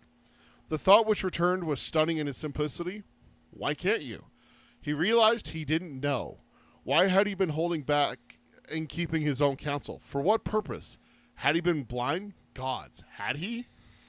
And that's just Roland's thought process inside his own head there. Yeah. My note here, I look forward to seeing this smile from Cuthbert on screen. When you have a smile that are not fully true, they can be really unsettling. And I can only imagine what this might look like. Is it a degree of like a Joker smile, like 10% of a Joker smile? Is it one of those smiles that doesn't quite reach the eyes? I think. Yeah, that crossed my mind so many as possibilities. I was reading my notes. Yeah, here. like there's just a maniacal element to the smile that I always picture. That I just want to see like whatever actor we get for Cuthbert, what they do with that, because that's going to be really cool to see. Yes. And then my next note, 3 weeks, a few episodes back, we started seeing the ticking clock flip from counting up from the beginning to counting down from the end. That's usually a good indication that you're getting close to the end. Right, you're getting closer to the finish line. It's one thing when it's like, oh, we're about to go on a 500-mile trip. You know, it's like, oh, we're 100 miles in or whatever. When it gets to the point where like, oh, we got 20 miles left. Like when you get close, you flip it, and for some reason you start looking at it from the other direction. Yep. And it's like we're at that point. We're halfway there. Yeah. Oh, we're 3/4 of the way there. Oh, yeah. 100 miles to go, 50 miles to go. Yeah. And that's sort of there. I mean, and this isn't the first time we've had that flip, but here it is again. So again, ticking clock, very, very, very present throughout this book. Probably more than I've seen in any Stephen King book, to be honest. So, got to note that. Some extreme doubt from Roland, though. Like that's something like we were wondering about him. Yeah. The last couple of book clubs and everything. And all of this just from looking at Cuthbert walking in the door. Yeah. And those questions about why can't he tell him the plan. I understand not telling your troops every little detail when you're going into like a battle with like hundreds of men and stuff. Yeah. You don't want to overcomplicate things, like leave it down to the commanders of each squadron and the sergeants and lieutenant, like the lower, like delegate, right? Yeah. But when it's 3 against God knows how many, why wouldn't you tell them so that the 3 of you are on the same page? Yeah. Like it's kind of baffling when you think about it. Yeah. Maz said this is also Roland for the first time seeing first time in his life seeing what it looks like outside of Gilead and what it's really like outside of Gilead. Everything he knew had been turned upside down, and that's an element too. Yeah, he's always kind of lived in a controlled environment. I mean, I get that like Court feels very like not controlled, like you can get hit, like sent like to where you can't eat the rest of the day. Like there's a lot of like what we would call abuse in our society. But he knows what it is. Yeah, exactly. And it's like, and still you telling me that being the son of Stephen Shane still doesn't give him a lot of protection in that city.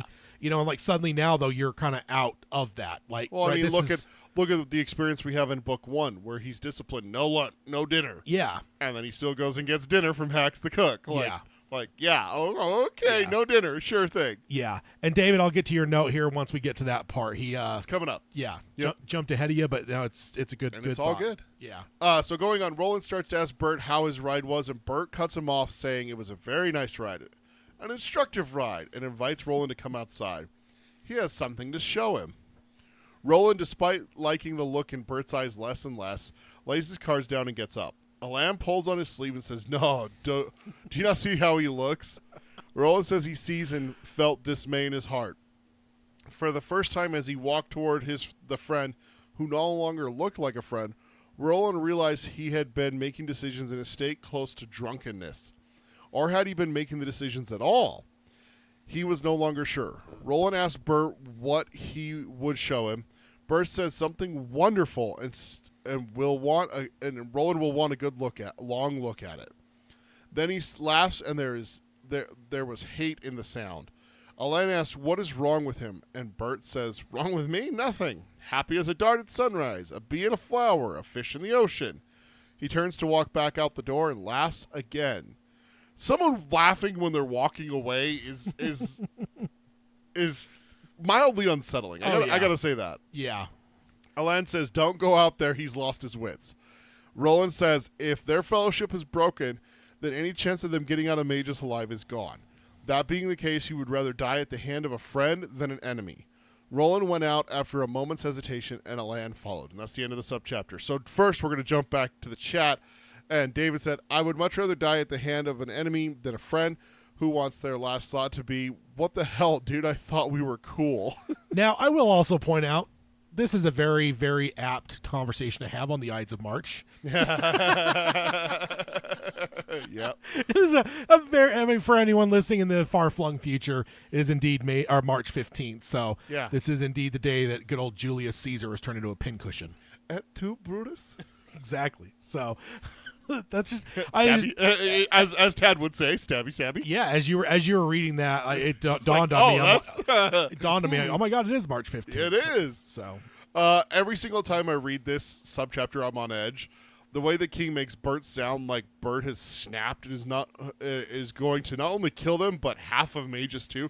I just see him like going on like this rampage, starting with Roland and Alain, and then murdering every single person he thinks is involved in this conspiracy and everything. Just like going completely nuts. And I love that like Roland senses it immediately, and also Alain when he's like, "No, you can't go out there." Like, don't go out there. Yeah, I love that because it just shows like this isn't just us overreacting. Like they all see it too. Yeah. So, then my note, and the fact that Alain doesn't like it, Roland is feeling like Bert seems more an enemy than a friend. That just elevates all of our concern. It's a perfect way for King to paint this out. Not to say that King didn't write this brilliantly enough to where like even without those hints, I think we probably could have seen like. I mean, we had writing on the wall last episode. I know it was a while ago. Book club. Bert told Alain, hey, our quartet's broken. Let's go form a new one. Me and you, and let's go kill this son of a bitch. Yeah. So now Cuthbert's coming back and being all like you said, Jokerish. Yeah. Like, That's always fun. Everyone loves a clown. No. I have no. Also, I'm wondering what Cuthbert's game is. We know what he has, so why is he not just showing him? We know about the note, right? So it's like, I remember reading the first time where it's just like, I mean, like in my mind, you just like kick the door in and like flash the note in everyone's face immediately and just be like, "You're a fucking moron." See, so throw it down on the table that they're playing cards on. Exactly. So it's just this all seems very strange. You just jogged a memory loose by saying that. I honestly thought Shimi was outside the first time I read this. Oh, okay. Like, come on. And then he was going to bring him out there, and we're going to have to listen to Shimi tell him the story again. Dirty Mike says everyone loves a clown, and then a laughing face. No.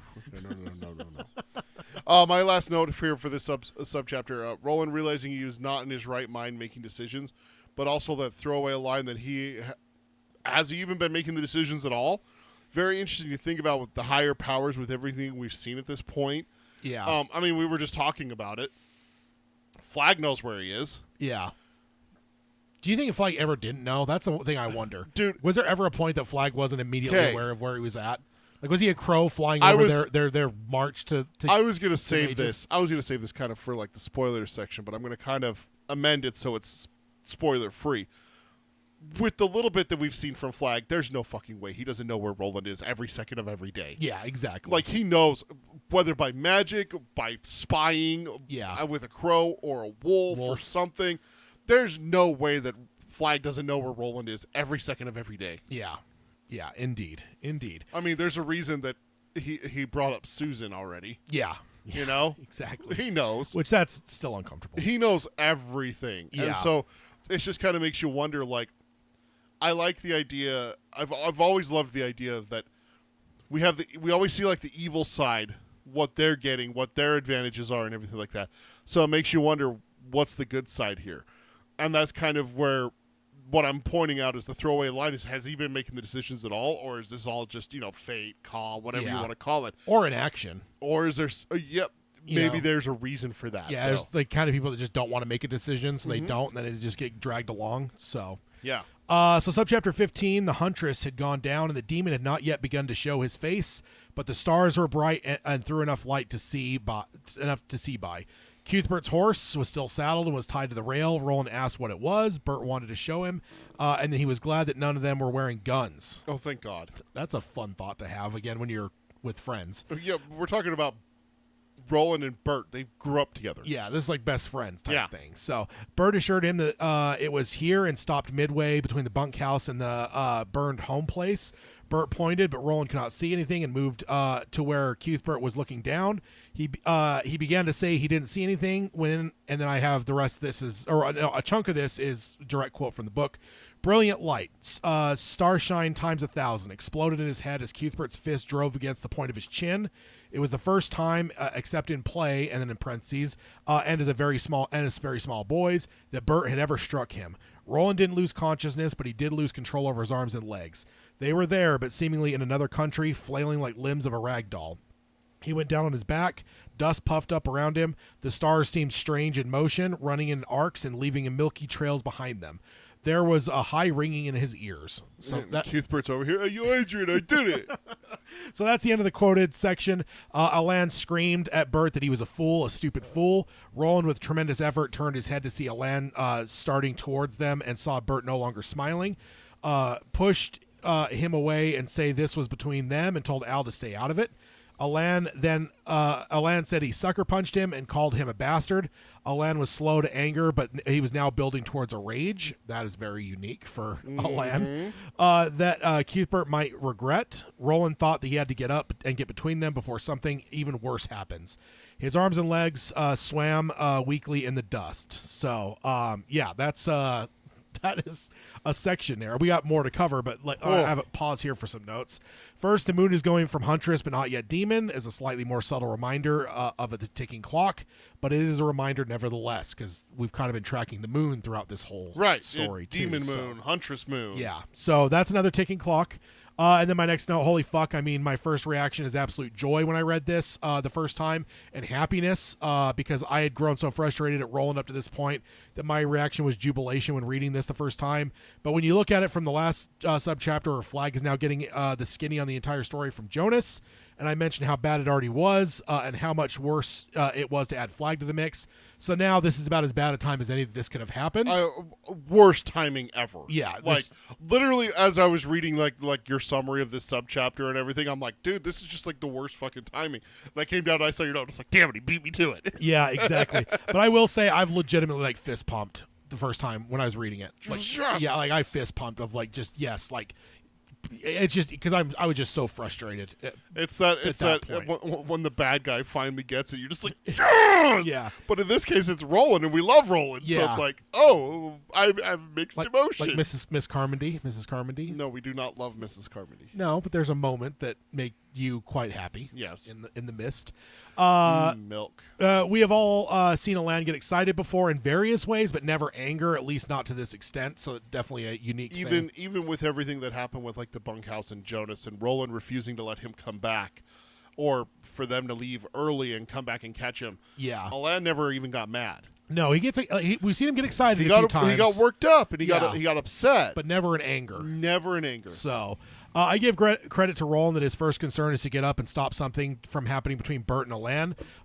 More than payback for the sucker punch, that is actually good leadership. Yeah. Like his immediate thought is like, I don't want to see these two go at it because then like we're already in a bad way. How much worse is it if these two then fight? That's actually my note is that if Al and Bert hurt each other there, truly there is no hope for this fellowship, as Roland called it in the last subchapter. Gone.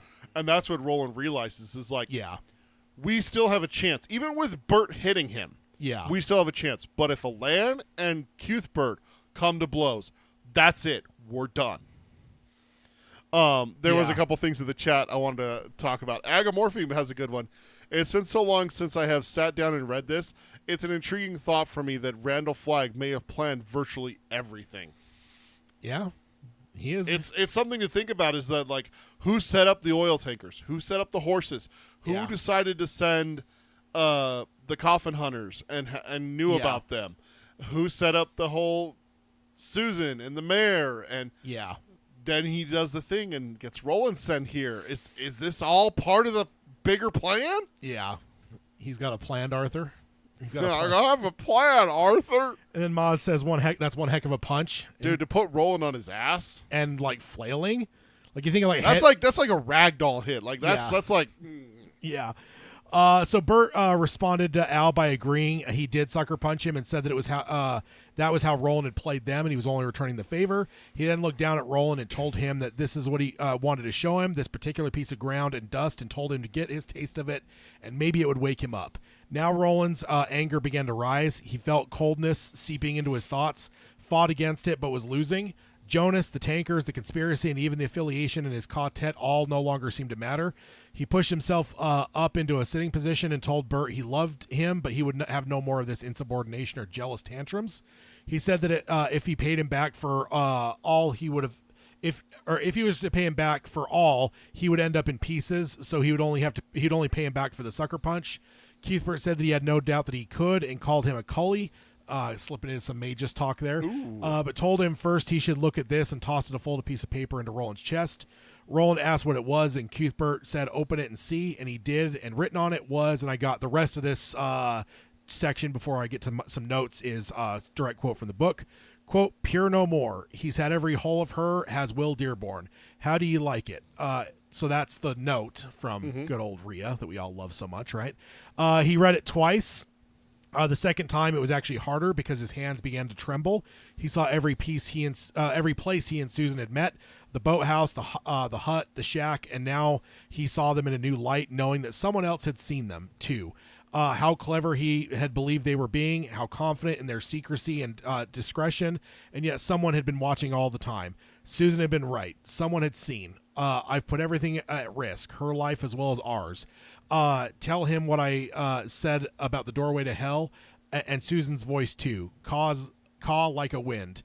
If you love me, then love me. So he had done, believing in his youthful arrogance that everything would turn out all right for no other reason. Yes, at the bottom he had believed this. Then that he was he, and Caw must serve his love. So that is quite a thought. Like, whoa. I mean, but that's a very childish. Oh yeah, thought everything's gonna work too. out. Yeah, like there's always the Disney mindset that people have that it'll always be happily ever after type. Oh thing. yeah. So we got married. Everything's gonna work out now. Yeah. Nothing's gonna go wrong. Yeah.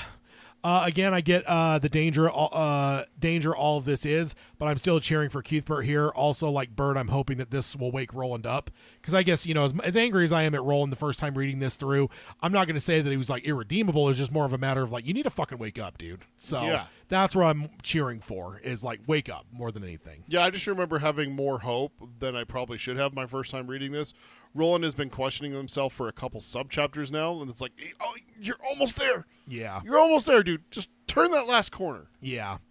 Then with the rest of this portion, it gives me hope that he really maybe has woken up. Kind of what you're saying there too. Yeah, like, exactly. You're starting to get hope that maybe, because there's been a few hints. It's like maybe this, like, but is he actually going to get there around that last corner? Yeah, it's like, is the punch in the note then going to be the 1-2 punch to get him to where he needs to be mentally? And then going on here, Roland said that he had been a fool. Cuthbert agreed and dropped to his knees and told Roland if he wanted to hit him back, then to have at it, and said that he would not hit back, and he had done all that he could to wake him up to his responsibilities. He then said that if he still slept, then so be it. He loved him anyway, and put his hand on Roland's shoulder and kissed his cheek. Roland began to cry. That's a unique thing. Whoa. They were partially tears of gratitude, but mostly mingled shame and confusion. There was even a small dark part of him that hated Cuthbert and always would. That part hated Cuthbert more for the kiss and the forgiveness than for the punch and the awakening. He got to his feet, still holding the note, and staggered. Bert tried to steady him, but Roland pushed him so hard that he would have gone down had Alain not been there to catch him. Then Roland went back down again, this time in front of Cuthbert with his hands up and head down. Cuthbert begged him not to, but Roland said that he had forgotten the face of his father and cried his pardon.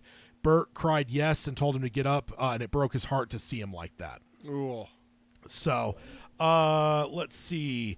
Maz said Roland is that teenager who thinks he's an adult and is getting a rude awakening. Yeah, exactly. And that's the thing, is like all the kids that think that they're adults.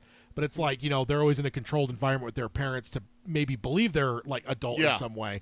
But it's like, if true adulthood were there, it would just knock the kid on their ass. Like, that's pretty much where Roland's at. So I am glad to see Bert also level out. He's laid it out on the table and seemingly held no more resentment or anger after that. This is very mature for a kid of 14. Yeah, it absolutely is. Like to see him be able to let it go. Like, there's so many people who would hold a grudge. Oh yeah, and would hate Roland for the rest of their lives. And he slighted me and he wronged me, and that kind of thing. My question is that more due to him being a gunslinger, or is it because him and Roland have been friends since birth?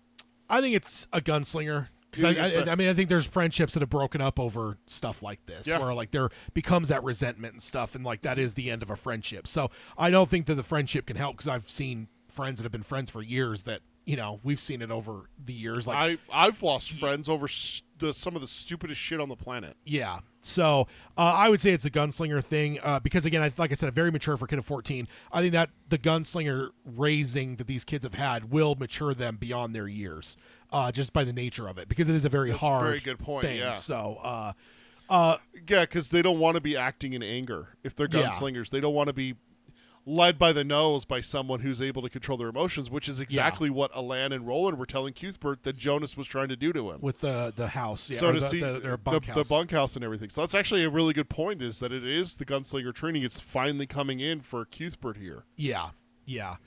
So I know Roland is only a boy, but seeing him cry still throws me off. Just not what we're expecting to see from him.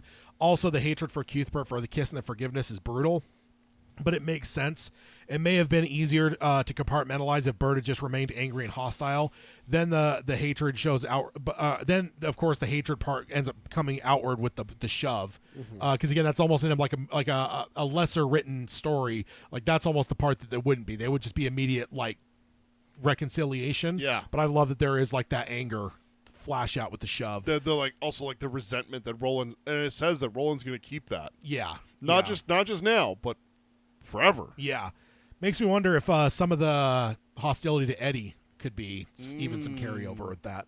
The way Cuthbert reacts to Roland's contrition reminds me of Eddie, speaking of him. At one point when Roland is apologizing to Eddie, and Eddie is very uncomfortable by the whole thing, twinners indeed. You know, he's like, get up, God, yeah, Roland. Yeah, and it's like, oh, you haven't forgotten anyone's face, because he talks about, face of your father, like all that. So it just very much reminds me of Eddie, so... Roland thought to himself, it broke his heart to be like this, to be humbled, but he thought that he brought it on himself. It was his, bought and paid for. They helped him up, and he allowed himself to be helped up. In a voice that could almost pass for normal, he told Bert that was quite a left. Cuthbert said that it was only good when it was going towards someone who doesn't see it coming. Roland asked how he came by the note, and Bert told him it was Shimi. Roland wondered how the witch could know, since she never comes off the hill, Susan had told him.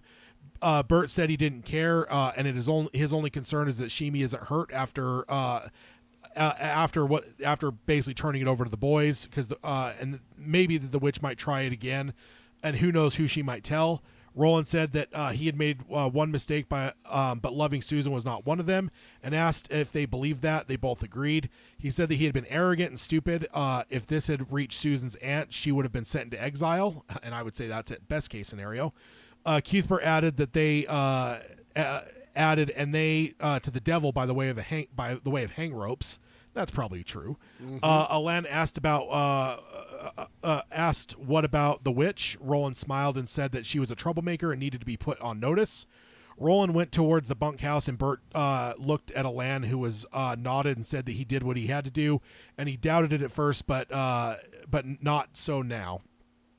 Bert added that he did it the way he had to, and Alain agreed. If he had seen it coming, he would have beaten Bert black and blue. Bert said many more colors than that, and he would have looked like a rainbow. And then, quote, the wizard's rainbow even, Alain said. Even colors for your penny, or extra colors for your penny.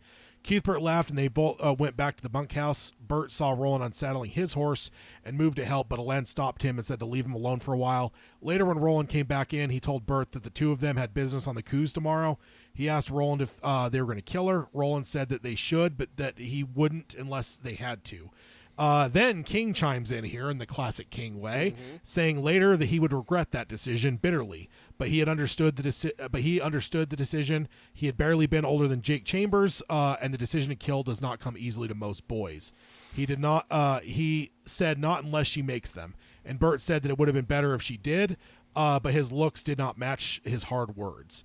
Roland sat at with folded hands in his lap. Cuthbert thought that he looked like he might be praying, or even maybe just thinking really hard.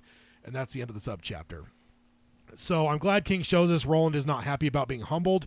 That feels very real. I also love Bert's concern for Shimi. He's such a good egg. Yeah, he's just like, nothing better happened to that guy. Yeah. I mean, he gave his word that he'd protect him, so that makes sense that he'd prioritize that. So they're going the next day to face off with Rhea, but King gives us the idea that will not end in her death, and Roland would regret that. That is not a fun thing to see, and that is the classic Stephen King, and they never saw each other again line, right? That's my note. Again, King throws a line to us that had huge implications right at the end of a subchapter, so we are likely to forget it, but it's always there in King's works. And he never saw her alive again. It's like, wait, what? Yeah, exactly. He does it all the time. Like I think of that as the King. Like that's the the King. Yeah, that's the King move for sure. So, Agamorphy says, "Love foreshadowing King." Yeah, exactly. Yep. Indeed. The King. I like that. Yeah. That's the move. The King. All right, so that brings us into subchapter 16. The sun was just over the horizon when Roland and Cuthbert left the next morning. The drop, covered in morning dew, seemed to be burning an orange fire in the early light. Their breath and their horse's breath puffed frosty in the air. It was a morning neither would forget. It was the first time they rode out wearing holstered revolvers and went into the world as gunslingers. Yeah, it's like the kid the first time driving on the full driver's license, right?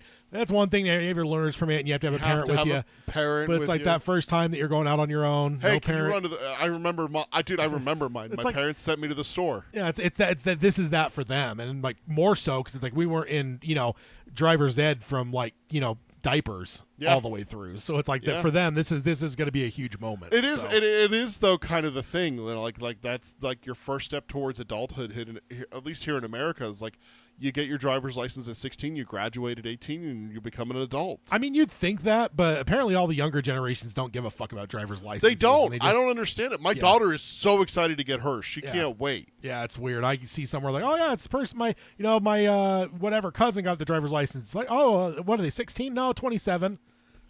That's the first time they got that. Like, it makes sense if you live in a city like New York or LA where there's a big public transit system. Yeah. But here in Utah, it's like you have to drive. Yeah, exactly. Exactly. My note, the frosty air, another reminder that summer is a memory and fall and reaping is approaching.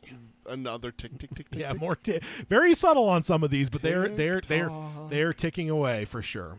It really surprised me to read that when it feels like centuries ago that Roland beat Court, but really from then he was sent to Magus and has been hiding who he really is. So this is truly the first time he rides out wearing guns. Yeah. Like, it caught me off guard, even this time, and I just reread the Dark Tower series, and I missed this part. But here, doing my homework, it's like, this is the first time they rode out wearing guns. And I'm like, Roland's like, oh, wait a minute. Like, Court, Night with the Whore, sent into hiding. Yeah. Hiding the guns in his bedroll. Like you don't wear those on your hips when you're traveling the Great Road, because they'd be like, hey, those are gunslingers. Yeah. Holy shit. Fuck, did you see that, Tad? That's a gunslinger. Although apparently they didn't need the guns. The old man and Ritzy seemed to know. The one guy realized it because he recognized him. Yeah. Because he met his grandfather, that kind of shit. Yeah. But everyone else is just like, oh, these boys, Yeah. So it's just like, it's just baffling to me that Roland hasn't rode out as a gunslinger yet. All this time that we've been covering, his childhood and everything, and from book 1 where he bested Court. Yeah, it's wild. Cuthbert was silent. That's a shocker. He knew if he started, he'd do nothing but babble great streams of useless nonsense, and Roland was quiet by nature. There was only one exchange between them, and it was brief. Roland said he had made one really bad mistake, one that the note, and he touches his breast pocket where he's keeping the note, brought home to him and asked Cuthbert if he knows what it is. Cuthbert says, not loving her, that Roland had called that caw, and Cuthbert agreed. It was a relief to Bert to say this, and an even bigger relief to believe it. He even thought he could accept Susan now, not as his best friend's lover, a girl that he wanted for himself the first time he saw her, but as part of their entwined fate. Yeah, let's see here. So him staying quiet is definitely more a hangover of the fight. He's been around Roland his whole life, and Roland's quiet nature has never stopped him before. Yeah. Like, let's be honest here. It's after the Traveler's Rest, Roland's like, shut the fuck up, Bert. But like the whole idea of like, oh, Roland's a quiet person, so I'm just going to kind of like be... No, bullshit. It's because like the hangover of everything that's been going on, because I could tell you as someone that's a little bit more quiet that has a very boisterous and loud friend, Well, who are you talking about? That doesn't stop. Who's this friend you're talking about, Ted? Do I know him? I would like to meet this fellow. Sounds charming. No comment.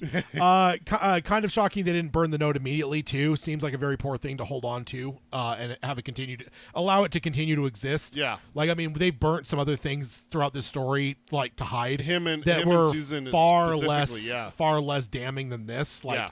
So I'm just shocked this wasn't, like, burned immediately, like, before they went to bed. Roland's just like, oh, just eats it. Yeah. Al Pacino from Scent of a Woman. He's like, oh, shit. Oh, man. It is good to hear from Bert that he's like recognizing, because I think part of it is not necessarily that Bert isn't like, it is the hangover of the fight, but also I think that Bert is recognizing that Roland needs quiet. Yeah, and for sure. It's like what you're saying, like the fight led to Roland's realization and everything like that. So Bert's actually having the respect to shut the fuck up. Yeah, for sure. And that again, maturity for a 14-year-old. That's great maturity because, that's not his nature. No, it is absolutely not his nature. Absolutely not Bert. No. Even like after I brought it up before, but even after the Traveler's Rest, Roland's like giving him the look, like, I swear to fucking God, you say one word, I'm going to rip your tongue out. Like, he was even worried then, and that was way more serious than this fight with these two, here. There's no audience there for this one. So. Yeah. But going on, Roland agrees that loving her isn't a mistake, but thinking he could live two lives was. One doing his job with Alain and Bert, and the other one with her. He thought his love for Susan could lift them above Caw. He asked Bert if he understood what he was saying. Bert said love made you blind. He spoke with a gentleness quite foreign to the young man who suffered through the last 2 months. Roland agrees it did make him blind, but now he sees and says, a little faster if you please. He wants to get this over with. Yeah. Yeah, Roland wanted his cake to eat it too. Good on Bert for being kind here. So many people would have happily knocked their friend down a peg, especially after their friend tortured them for the last 2 months. I was going to do air quotes, but no, Roland actually did fucking torture him for 2 months. Yeah. Because the thing I also just popped into my head reading that note, how many times did we see Roland not going and counting things with Alain and Cuthbert? Yeah. He's like, you boys have fun. I'm going to go have fun, kind of thing. Yeah, pretty much. So, it's a pretty dick move to make them go do, especially, dude, fish, that's so stinky. Oh, come on.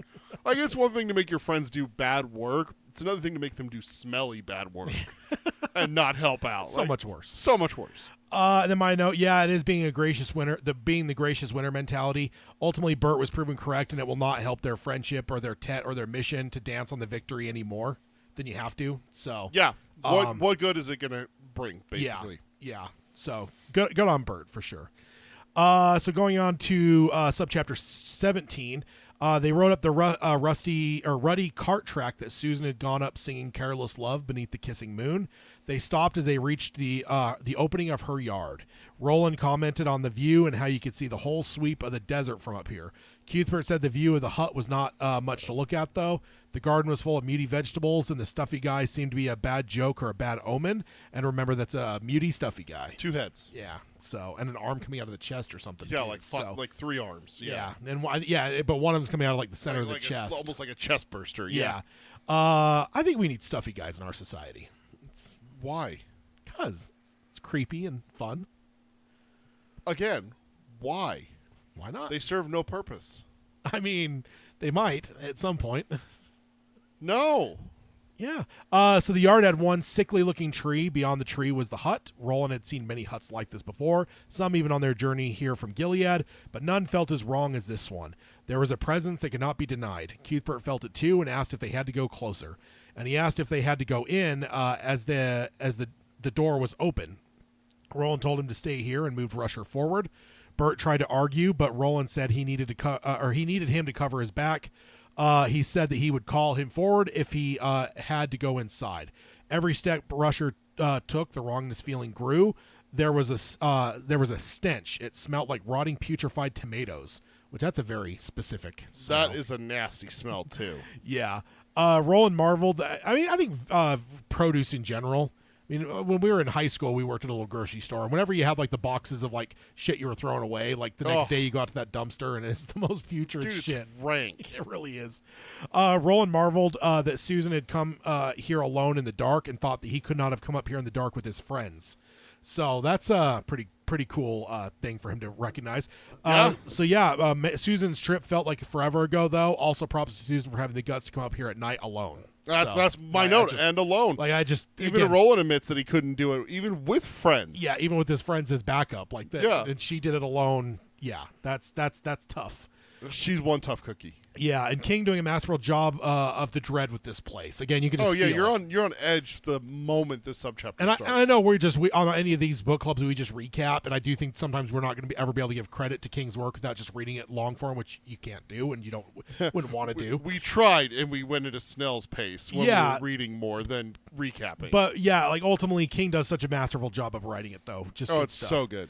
So he stopped beneath a tree, looking through the door 20 paces away. He saw what could have been a kitchen, but no signs of the witch.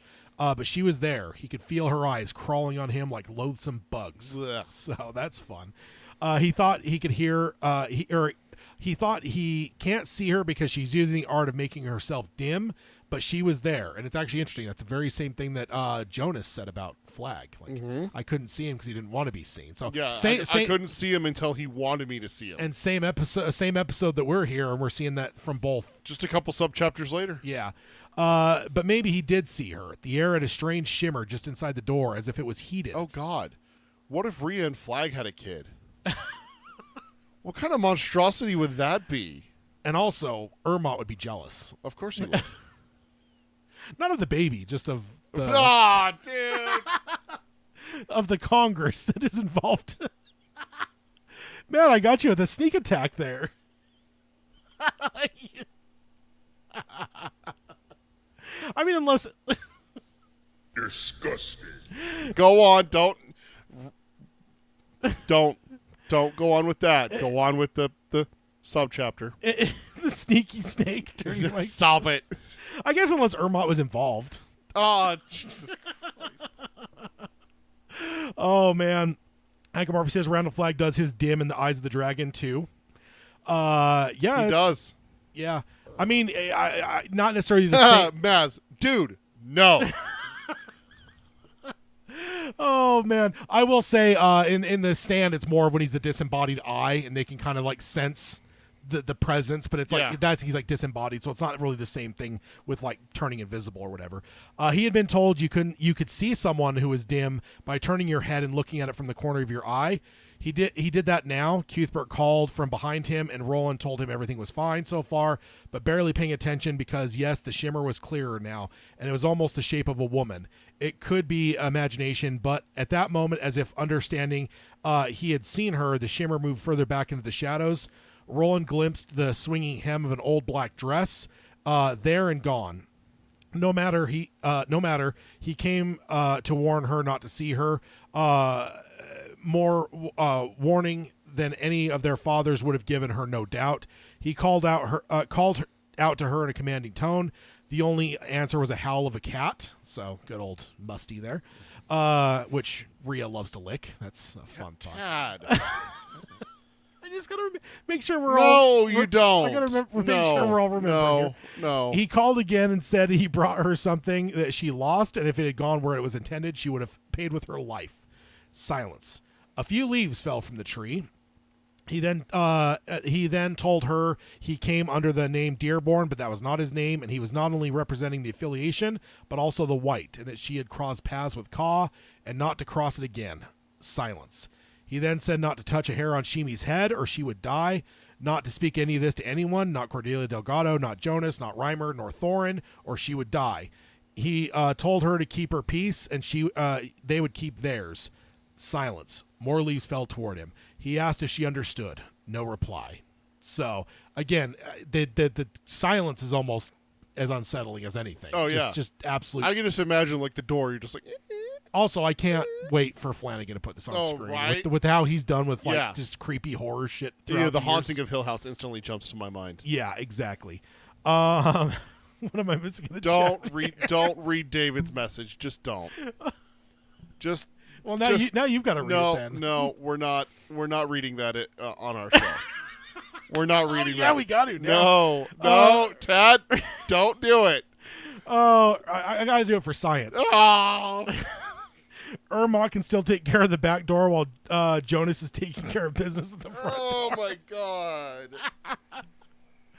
Oh, let's see. I love it. That's great. So my note here: feeling her eyes looking from the nasty feeling her eyes looking from that nasty place is super unsettling. Like, because I think we've all experienced like that feeling that you're being watched. Oh yeah. Like it's really hard because you can't put your finger on exactly what that feeling is, but we've all felt it. Like it's just, I don't know if it's a natural thing where it's like from like evolution and like having to know that predators are looking. I mean, animals have it, right? Yeah. You know, with deer and shit. So it's like all of a sudden they'll just be like, nope, that's it. When they'll just take off, and all of a sudden you see a leopard jump out from nowhere. You're like, what the fuck? And we have the same thing. You'll just feel it when you just know you're being watched. And it's like there's nothing that truly can like scientifically be like, this is what's happening, but it's like, you know it. Have you ever had it when you're like in a store or a restaurant? You're like, I feel like I'm being watched. You look around and you don't see anyone looking at you. Yeah. And then you look up and you realize that there's a camera. Have you ever had that? Yeah. I've done that several times. Usually in casinos, but yeah, it's just like, why do I feel like someone's like watching me right now? And then you like look around and there's like the waitress is over talking to like the hostess, and there's no one else. You're like, what the hell? And then you look up and there's a camera pointed right at your face. You're like, oh. Yeah, indeed. David says I'm visually impaired, and yeah, it's definitely something you could feel like an extra sense. Yeah, for sure. Mm-hmm. It's so that's just an unsettling thing. And I think the way that Flanagan will have to shoot that is just like you just see it from the perspective of inside the hut looking out. Well, you just see Roland and Cuthbert silhouetted in the doorway. Yeah. And then, dude, could you imagine the shot? Like you have the doorway, right? And Roland's like, "Are you there? Are you there?" And you see him like kind of turn his head, like paying homage to the book. And then the door frame moves, and you realize that it was Rhea the whole time. Yeah. For the entire shot, she was there. You just didn't realize it. Yeah. Because there's movies that do that. Yeah. So the trick to see through the shimmer is cool world building. Also reminds us that this is a world of magic and stuff of various kinds. The fact that a witch is just a normal thing that everyone just accepts at face value, and then also the fact that it's just kind of not common knowledge. Well, not common knowledge, but knowledge they were probably taught as gunslingers how to see through like spells. Like that's just wild. Like, yeah, it's just cool, the blending of magic with like the Old West, guns and horses and all that kind of stuff. So to see like a perfect example of it here, like what you're talking about. Yeah. We haven't had a ton of that in this book specifically. It's like we've had the grapefruit, the pink ball, and we're like, well, what the hell is this? It's not normal, but it's there. Yeah. But to see like Roland have training, it's like, oh. Yeah. Like you're saying, like this is enough that gunslingers have to have training on it. Yeah. So maybe their fathers knew best about not leaving a creature like this alive. I just want to point that out there because they've already said repeatedly they're not going to kill her if they don't have to. And it was mentioned that, maybe their dads would have had a different strategy about it. It's like, well, maybe they know best. So the leaves falling is a cool detail that one might miss the first time through. It has, tick. Well, no, it hasn't paid off yet, but. No, but it is a cool detail, yeah. But still, also, when you think about it, I mean, tick, tick, tick, what do leaves falling off of a tree symbolize? I mean, that is fall. No, I know for sure. But I know what you mean. Yeah, here in a second, we're going to find out probably why that's happening. That's why I wanted to keep it pointed out in my recaps here that because it mentions it more times than I even mentioned it. Yeah. Like 3 or 4 different times, King mentions leaves falling. So it is very, very good stuff here. He said, "Fine." Silences consent and gigged to Rusher to turn around, and as he did, his eyes caught something shifting in the tree above him, and he heard a hiss. Cuthbert shouted to look out, snake, but before the second word left his mouth, Roland had drawn his guns, fell sideways in the saddle, holding on with his left leg and heel as Rusher jigged and pranced. He fired 3 times, the thunder of the guns smashing through the still air, and then rolled back from the nearby hills. I always love that sound. Movies and stuff capture sometimes, but when you have like the echo reverb of like a gunshot, with each shot the snake flipped upward again, and its blood dotting the red across the background of the blue sky and yellow leaves. The last bullet tore its head off, and when the snake fell for good, it hit the ground in 2 pieces. From within the hut came a wail of grief and rage so awful that Roland's spine turned to ice. Rhea screamed at him and called him a murdering bastard and lamented her friend and said that he killed her friend that he killed. Roland called back that if it was her friend, she should not have set it on him and told her to remember. The voice fell silent as Roland rode back to Cuthbert, who marveled at his shooting. Roland said that they should get out of here, and Cuthbert said they still don't know how she knew, and Roland asked if he thought she'd even tell them. Cuthbert said they could make her talk, but Roland could tell from his voice that Bert did not have the taste for such things. Maybe he would later, but not now. Roland said even if they made her talk, she lied like others breathe, and if she kept her silent, if they kept her silent, they had done enough for today. Then when she said to come and that he hated this place, and that is the end of the subchapter. So yeah, my first one, R.I.P. Ermot.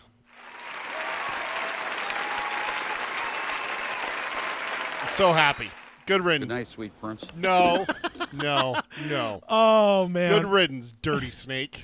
I didn't put my note here because I wanted to just surprise you with it, but I would also say Rhea just friend zoning Ermot after all their long nights together God damn. is that's a dick move, Rhea. Like friend zoning Ermot after the coupling. Oh man, Maz says maybe Flanagan will do it like Hill House, where the ghosts are in the background the whole time, but takes a moment for the viewer to realize, and then yikes. Yeah, that's what I'm talking about. Yeah, exactly. David says the townspeople may have reacted negatively if the gunslingers killed her. Yeah, because they actually value her. They revere her. Yeah, it's the coos, you know. Yeah. David says 10 points from the Slytherin. That's a Harry Potter reference. Okay. And then Mike says, in the Flanagan series, will there be a snake degloving? Might be. There's going to be bets that we have with Flanagan series over under how long until we get a degloving. Maybe we should have a degloving counter. And dead cat counter. Degloving counter, dead cat counter. Yeah. We could do a counter for Flanagan regulars showing up, but that'll be a high counter. I'm going to have a thing that says how many episodes since the last degloving. We'll make a little sign to go on your board. Yeah, exactly. Right behind me. So my note, that is good shooting from Roland. The visual of the snake body flinging up in the air with each shot, that's one that makes me titter. Just so funny. There's just like, I feel like there's a comedic element to just what that would look like. So I love it. I just marvel. I know you're laughing over here, but that's fucking amazing shooting. Yeah. Like falling out of the saddle almost, and then to still hit a snake 3 times as it's falling out of the tree. Yeah. That's unreal. Yeah. Also, my thought here, I remember reading this the first time, Susan was a little lippy with Rhea, and it caused a grudge from Rhea that's still paying off. I remember being very nervous the first time reading this because what is going to happen now that Roland's killed her familiar? What's that result going to be? I mean, Susan was just lippy, and she's now tried to destroy Susan's... disrespectful. Yeah, she's tried to ruin Susan's life a couple times, and probably still hasn't given it up. So I just remember the first time reading this getting kind of nervous, where it's like, cool, let's just add something else to the list. That's an interesting thought you just sprung in my head. Does that mean that what Roland did with Ermot, does that take the focus off of Susan and put it onto Roland? Probably. That's probably a good... Because she already forgot about Susan because of other things. So it's like... Yeah, so is that over for her now? It's going to be all about Roland? Probably. And if that's the case, ruh-roh, because all of her focus, like you said, that's just for her being lippy. He killed Ermot. Yeah. Fuck. Yeah. We know how important he is to her. Yes. She knows him in a biblical sense. I cannot wait till we're done with this book. I'm so over this snake. Oh man. My last note here for this subchapter. Did Rhea see them coming? Why was Ermot in the tree? Probably. The glass showed her a lot. Or do you think that, as soon as she heard them, she's like, oh, shit, Ermot, Station 1. And he goes out to his ready spot to drop on someone who comes calling in her yard. Probably. Yeah. Yeah, it's a good thought. Yeah. Indeed. So subchapter 18, this is a really short one, so just only one section of notes. As they rode back to town, Roland said, we've got to meet, the 4 of us. That's what you mean, isn't it? Yes, I want to tell everything I know and surmise. I want to tell you my plan, such as it is, what we've been waiting for. That would be very good indeed, says Cuthbert. Susan can help us. Roland seemed to be speaking to himself. Cuthbert was amused to see that the lone crown-like leaf was still caught in his dark hair. Susan was meant to help us. Why didn't I see that? Because love is blind, Cuthbert said. He started laughter and clapped Roland on the shoulder. Love is blind, old son. And then just my only note here. Oh, man, this is going to be an interesting meeting with the four of them. Alain, Cuthbert, Roland, and Susan. Yeah. Yeah, and I didn't necessarily put a note of this, but it's kind of interesting that Roland just had this so segregated in his mind that, like, he never really thought of, like, the two crossing, right? His quartet and Susan. Yeah. But it's like, because to us, it seems kind of, like, obvious. Like, this could be very helpful to you. So, I don't know. It's kind of interesting. Well, it's like the note also that we had just a couple subchapters ago. Roland had the thought, 3 weeks, Cuthbert, only if I could tell you that. 3 weeks. And then a voice in his head. Why aren't you telling him? Why? Yeah. Why don't you tell them? Yeah. And it's like, and that's back to what you're saying. It's like he has to have it separated. But he mentioned a subchapter or so ago where he's like, my big mistake was thinking I can separate everything. Yeah. And, like, it's like, you can't. Living two lives. Yeah, you can't compartmentalize so much. It's like, but if you would have just, like, not fixated on compartmentalizing, it would have just, like, thought about it logically. You've got a much better team with the 4 than the 3. So. You got someone who's born and raised in mages, and then 3 gunslingers. What is it? Many apes strong together? Together, apes strong. And it was about time that Roland gets everyone on the same page. I don't think the person in charge always has to reveal everything to everyone, but in some cases it's moronic to keep things secret, and I think this is one of those times. Dude, the number of times that if the main characters would just sit down and have a conversation instead of yelling and screaming at each other and keeping secrets, the number of problems that would be solved. Yeah. The number of deaths that would be avoided in films and TV is just unreal. Yeah. Agamorphy says that will be a slow-mo moment. Probably the degloving of the snake is what I'm guessing. Oh, yeah. And Maz says she knows how Roland feels about Susan, so hurting Susan might be the best way to hurt Roland. That's that's a good point. Thank you for saying that, because I had that same thought as we were talking about that, but then I forgot to say it. So, yeah, I like this. So I wouldn't say that Susan's out of danger, but she's no longer the fixation of Rhea. May just be more of a target now, because before it was about embarrassing her. Yeah. And getting her exiled, not killing her. Yeah. But maybe now that's the thing, is that because she knows that's the worst way to hurt Roland, right? Exactly. Oh, shit. So, thank you for bringing that up, because I had that in my mind, and then I just slipped and completely forgot to say it. So last one we got here, Subchapter 19. It's the last subchapter for 19. It's a good number. Last one for the chapter in the episode. So when Rhea was sure the boys were gone, she crept out of her door into the hateful sunshine. Hateful. What is she, a fucking vampire? That reminds me of Smeagol. Was not very fond of the movies. Kind of got rid of that, but in the books they have to travel at night because Smeagol can't go out in the sun. Oh, really? Yeah. So I don't know if you remember that. So yeah, she hobbled to the Terry and fell to her knees by the tattered length of her snake, weeping loudly. Ermot, she cried, see what's become of ye. And that's straight from the book. There was his head, the mouth frozen open, the double fangs still dripping poison. She picked Ermot up, kissing the scaly mouth, licking the last bit of venom from the fangs, crooning and weeping all the while. So that's fun. Next she picked up the bullet-riddled body and held the head and the body together and spoke some incantations, but nothing happened. Of course not. Ermot had gone beyond the aid of her spells. Poor Ermot. I'll pay ye back, she whispered. And then I got a direct quote from the book. By all the gods that ever were, I'll pay ye back. When you least expect it, there Rhea will be, and your screams will break your throat. Do you hear me? Your screams will break your throats. So that's a direct quote there. She knelt a moment longer. She got up and shuffled back towards her hut, holding Ermot to her bosom. She knelt a moment longer, then got back up and moved back into the hut, holding Ermot to her bosom. I guess I double typed that. That's weird. Whoopsie. It's all right. I'm having a stroke. And there it is. My fear paid off. She has proven vindictive with the slightest issue, and now there's a huge one. Just another bad thing to align against our boys. This is really not looking good. Yeah. So, like I said, this is my note. We kind of already talked about this a little bit.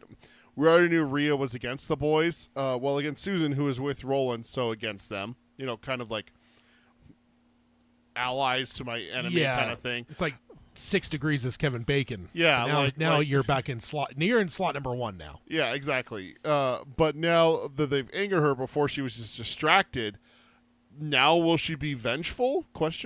Yeah. And that threat of screams will break her throat is a damn scary threat to come from a witch. Yeah. That's I don't ever want to hear someone threaten me like that. Yeah, no, that's a bad one. Yeah, definitely one we'll have to keep in our minds, because I remember the first time reading it just being like, what does that mean? Because, I mean, I will say she's proven rather ineffective throughout this book up to this point. Yeah. So I can't say that I was like sweating bullets necessarily, but I was concerned because, again, you're seeing this like alignment of multiple things happening, and it's like, how much more are we going to set up against these boys, man? It's not like you've got like the Magnificent Seven of like these like experienced cowboys. You got 3 children, 4 if you had Susan, but it's like, how much do we need to have against them? Because you're just adding more. Like, I don't get it. So, yeah. And then my last note, R.I.P. Ermot. Stop it. It's such a filthy snake. It does not know rest in peace. I hope it doesn't rest in peace. I mean, she did try to put the body back together. Rest in pieces. Oh, filthy snake. I mean, maybe she licks the snake like she does the cat, so maybe it's not filthy. She kissed it and licked the poison off its fangs. Yes, she does. Which Dirty Mike gave us a pukey emoji there. Absolutely deserved. So that's it for this chapter. She knows where that thing is, Ben. Don't kiss it. Oh, I can make some Clerks 2 references, but... all right, so... now that we got this, this and the I've broken Peter. Now that we got this wrapped, our percentages, we are now at 63% for the whole book and 69% for Roland's story. Oh, very fitting, 69. God damn it. Oh, I love it. I'm going to hell. I love it. It's so good. All right. So, yeah, remember, we're going to be back in a fortnight for another book club, because it will be we have our bonus 3rd episode in March. That's one of those fun months where it aligns that way. And we will do a book club. So we're going to be back to pick up right where we left off here. We just finished chapter 6, so we're moving into chapter 7 next time in a fortnight from now. So let me pull up the outro stuff real quick. If you want to subscribe to us, you can do that on any podcasting delivery of your choice. Stream us on Spotify, Amazon Music, Audible, any number of places. Find us over here at youtube.com/darktowerpalaver if you want to join us for our live streams. If you want to watch old live streams, you can do all that. Keep your eyes there. I know, like on Monday night, for instance, I will have a video posted for the recap of the current round of March Insanity, which is going on right now. So check out we don't have show notes for this episode because it's a book club. But if you want to go over to darktowerpalaver.com/March Insanity, go get your vote in. We are in our second round for our your favorite spoken line. And then we have our first in the Dark Tower. In the Dark Tower side, which is our 5th annual Dark Tower poll. And then on the other side, we have the brand new for this year. For the first time, we're doing a non-Dark Tower Stephen King poll parallel.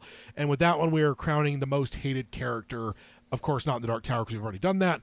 So go get your votes cast. You have till the end of Sunday to vote on those. And then if you want to support the show, you can do that at patreon.com/darktowerpalaver. And then if you want to contact the show, Peter can let you know the ways to do that. Go ahead and send us your Ermot eulogies. Eulogies. If anyone wants to do a haiku for Ermot.